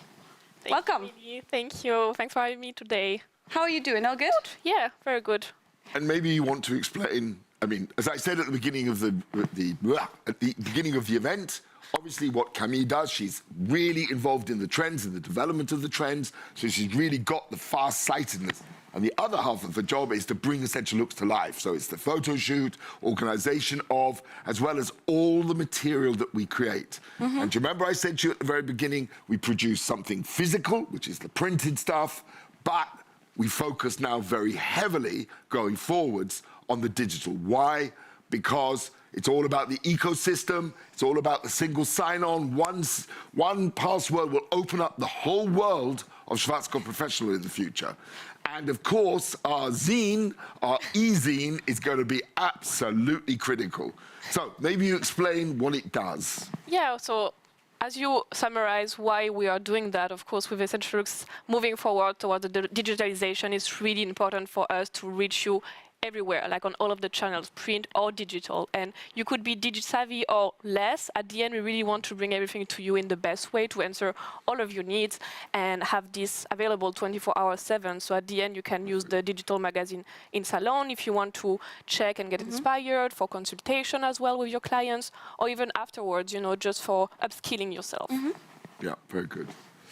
So I just wanted to know, how do I log into the magazine? How do I get in there? And what maybe benefits? I'll just answer that in a second. Just before, I quickly wanted to summarize something actually regarding the benefits, because I think it's quite important to say, like, we mentioned all What's of in it for us? needs. Yeah, what are the benefits? What is there for you guys? So at the end, we put everything together in one place, all of the inspiration, all of the looks, the creative process, so you can really get inspired and have this whole package together for you, accessible 24/7. And then how you can access, good question, Millie. So of course you have the printed materials where you have this code inside and a QR code. So you can scan the QR code and enter your dedicated access code to unlock Essential Looks, as Simon mentioned. But you can also, if you receive the code digitally, you can directly go to the website and enter it. Okay. So I can show you if you want. Yes, let's have a look. I'm eager to see. And I know that we have some really amazing visuals in this magazine. There's so much content. well, it's so much amazing content that at the end has been created, I think. Yeah, absolutely. And I think we also have some new features that we will explore a little bit later as well. And this is actually the first time that you're going to have a look at it. So this is a little sneak peek into the e-magazine for everybody watching, because it's not out yet. So how do you access it? So thanks a lot for the intro. At the same time, I'm trying to log in into the account, so you can see my screen right now, I believe. So when you click on login, then you have the possibility to enter your... And that is the code, sorry, that is the code in the magazine. Not yet. So what you can see right now on my screen is basically your account. So you either have your own Essential Looks account, or you quickly create one, like in a 2 minutes process with your email address and password. And right now, that's what I'm doing. And then I'm showing you the code in a second. So first, connection, and then as a second step, basically, when you go somewhere, it will ask you for the code, because it's the first time I'm connecting right now to show all of you, and then I need to enter one access code. Either you have it on the print magazine, or you receive it digitally in case you don't have any code and you have requested it digitally. You have your own personal access code, which is linked to your Essential Looks account. So once you have put it in this little bar, then it's done. Then this is unlocked, and you do not need to add it every time. So basically. it remembers it. Exactly. Just a one-time thing. It is a one-time thing. Wonderful. And can you access via the website, the Schwarzkopf Professional website, for example, as well? No, this is only on the Essential Looks website for now. In the future, we will have probably the migration of the website, but this is like still in process. But for now, it's only on the Essential Looks website. So then I add my password, and then it's gonna unlock. Now it tells you that this is fine and this is unlocked, and you're able to access the whole content on the laptop. But also, I think, Millie, you mentioned it. I just was going to ask you about this. I use my mobile phone more than anything, and maybe some of the trainers out there as well, or maybe your iPad or your tablet. So can I actually access it through any other formats or just a PC? Yes, of course. You can access on your desktop, on your smartphone, on your iPad. This is basically the good thing about it. You can really have your own account and use on all of the devices you need. Yeah. Because when you're on the go, sometimes it's a little bit easier to do it like that and just check on your phone for the information. Or like for consultation, if you want your iPad, you know, it's like way better. Yeah, and actually another question that I had for you, and we have actually some Latin America audience right there, and I'm sure that they're wondering if there's a chance that we can see this website in Spanish as well. Of course, that's a really good question. If you look at the screen top right, you can see right now you have the language section. So basically here you have up to 20 languages, and you can directly click and it will change the language automatically. So really think of that. Don't think it's only in English. You can really use it in 20 languages, so it should cover most of your needs. Fantastic. That's wonderful. So yeah, then up I can show you a bit more. I can also show you a few features that are some hidden gems. I'm sure you have some really cool things in there. Maybe you want to show me some little hidden bites that I might be interested to find. You can maybe miss at first because there are so much content that you can really discover more and more each day. So if you go, for example, to the how-to section, so I was there in the menu, in the how-to section, you have all of the looks, basically how it is created, the tutorial, the video, all of the step-by-steps, and also hidden, you can see here, download A to Z, download headsheet. So you can click on that and actually have the PDF separated if you need. Another hidden feature, let's say, for example, if you go to Trend 3, Pop and Play, you always have the Spotify playlist that Simon kindly created for you for all of the free trends. We have a Spotify playlist? Yeah, so you can see the little moving bubble here. That's amazing. We try to make it more obvious so you do not miss it. So you have one per trend? Yes, exactly. One for each of the trend. Yes, and then a last thing which you might not see at first, but on the top right you have this album features. Oh, cool. And here you have the whole collection at one glance where you see all of the beautiful images, main set, digi set, behind the scenes as well, and you can directly click on one and it leads you to the trend. You have so many beautiful pictures in there. Gems. Yeah. Absolutely.